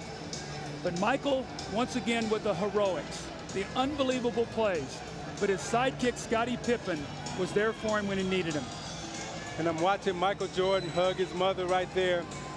Such a great player, such a great person. Everything that this game is about, the goodness of it, he represents, and what he's done for the game of basketball and for this Chicago Bulls organization. All of us as former athletes are very thankful to 23 in red. Michael Jordan is as great a competitor as sports has ever seen. He also has an uncanny sense of theater. And as he makes his decision, he'll think about the fact that he could not ask for a better punctuation than this. He accepts a victory cigar from Jerry Reinsdorf to not only hit the winning basket, but have it be the last shot he takes this season, maybe the last he'll ever take in a Chicago Bulls uniform, to win the game and the championship by a point. You know, Bob, it's interesting about Michael Jordan. He's a guy who has nothing to prove, but lives his life every day as if he has everything to prove. That's something about his greatness. He's an unbelievable athlete. One more look at a shot you'll be seeing hundreds of times if you're a basketball fan. You'll see it dozens of times on the highlight shows tonight. Stockton gets rid of it. It's short. Harper had a hand in his face and maybe even got a small piece of the ball. I thought Stockton had a great look right there. It was a well-executed play. Stockton and Malone, and that's who you want taking your last shot, because he's made so many big shots for Utah. You know, my heart goes out to Stockton and Malone, because those two, more than any other two athletes in this era, really deserve a shot at wearing a championship ring. A shot can hardly come much closer than that without going in. For the celebration, here's Dan Roberts, the PA man. And now, please direct your attention to center court for the presentation of the 1998 NBA Finals MVP and the Larry O'Brien Championship Trophy. It is now time to make the 1998 Championship Trophy presentation. Joining me up here are the chairman, Jerry Reinsdorf, Vice President Jerry Krause, head coach Phil Jackson, and to make that presentation, here's the commissioner of the NBA, Mr. David Stern. The two best teams in the NBA this season were the Utah Jazz and the Chicago Bulls. These two teams in these finals, wonderfully matched and motivated, treated the world of basketball to NBA basketball at its heart-stopping best. To both teams, thank you. But to the Chicago Bulls, the 1998 NBA champion, and a team for the ages, congratulations to this team, to this organization, to its fans, and to these great players.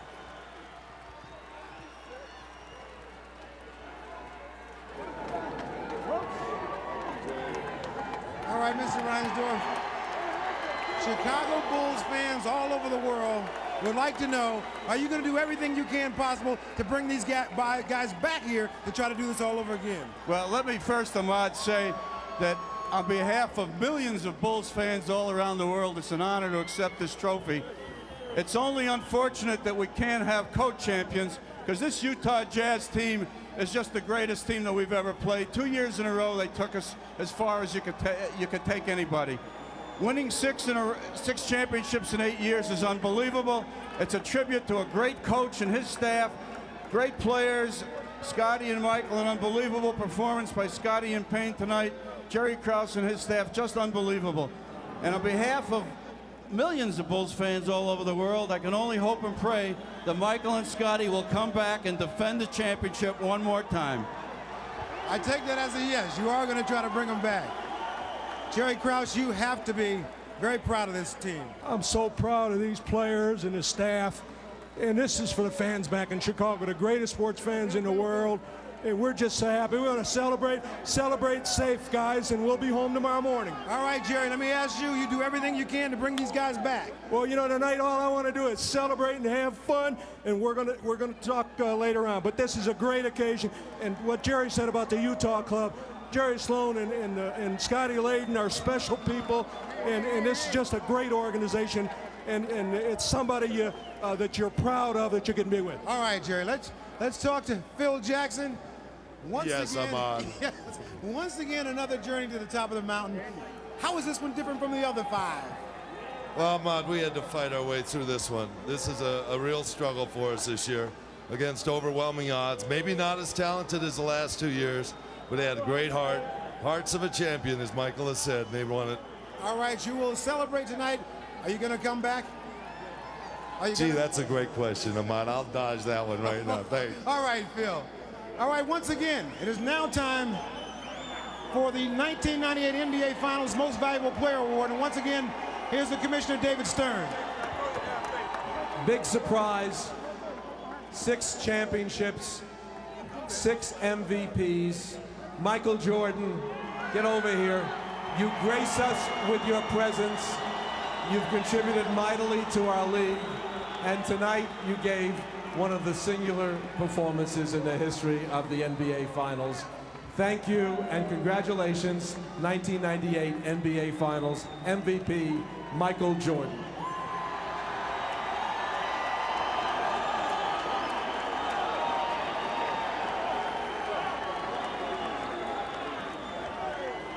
Michael, you have won this award before, but somehow I have the feeling that this one is more special than all of them. Well, let me say hello to my wife and my kids at home, because they desperately wanted to come. I didn't want them to come here today because I wanted to focus on the game, but I wish they were here to help me celebrate. I know they're there cheering, and I can't wait to get home. But to the Utah fans, you guys are a tough bunch to play in front of. You guys came out with a lot of loyalty and respect for your team. You made it really tough for us. We really, after losing Game 5 in Chicago, a couple of us dread coming back to Utah because we had to deal with the fans because of the energy that they bring to the game. But we had no choice, so we had to come in and play our best, and you guys made it a very competitive finals, and you know, it's very worthy to win this, and I think of all the championships that we've won, this is the toughest. It doesn't get any easier, but at the beginning of the season, this was the goal that you set out for. How wonderful was it to make this into a reality? Well, I tell you, when you start the season, I'm pretty sure every team next year is going to start with the focus of finishing and winning their last game. We started with that focus. It was a long road, a lot of different tasks and little bumps in the road, but somehow we made it, and I think everybody who looks at this year is going to have a lot of gratification and understanding and a lot of dedication. There were a lot of times during the course of the season that people doubted the Chicago Bulls, doubted that you'd be able to come back and pull this off. Even during this finals series here, people doubted you. How did you guys stay so confident? Well, I mean, this team is one. Our leadership is strong. Our leadership is very positive, very determined, and it filters down to the rest of the players. And we never let anybody give up. You know, we believed in it, and we kept coming for it. All right, I've asked everybody if they're all going to come around to try to do this again. One more time? I would love for that to happen. I think that's something that's going to have to be determined over the summer. All right. Congratulations, Michael. Congratulations, Chicago Bulls. Let's go over to Jim Gray. All right, thank you very much, Ahmad. Tonight, one of the truly gutty performances in the finals by Scottie Pippen. Scottie, how badly were you hurt during this game? I was hurting pretty bad, you know, to start the game off. I was able to get a dunk when I came down. The pain just sort of built from that point, and every time I tried to run, I was getting spasms. But I knew I wanted to come back and try to give a better performance in the second half, so I just tried to take advantage of that little bit of time before the half and, you know, see what I can do. And I came out the second half, and Chip wanted to give me a little treatment, and I took the treatment, and I told him from there I was going to just try to gut it out. You know, I felt like that my presence out on the floor would mean more than just sitting in the locker room. Initially, you didn't think you could come back, and then the miracle happened there at halftime. How much did you revert back to some of the things that had happened to you in the past, and you knew that if you gutted it out this time that it could change all of that? Well, I knew I was going to come back the second half. I have to correct you on that. I knew, but I just didn't know how much I was going to be able to give. I knew I wanted to just hope that the team could stay in the game, keep it close, and if I could come back out, let my presence be known out on the court. Now, Scottie, you were in tears after the game. Was this your most difficult championship, and why the tears this time? Is it maybe because you feel it's ending?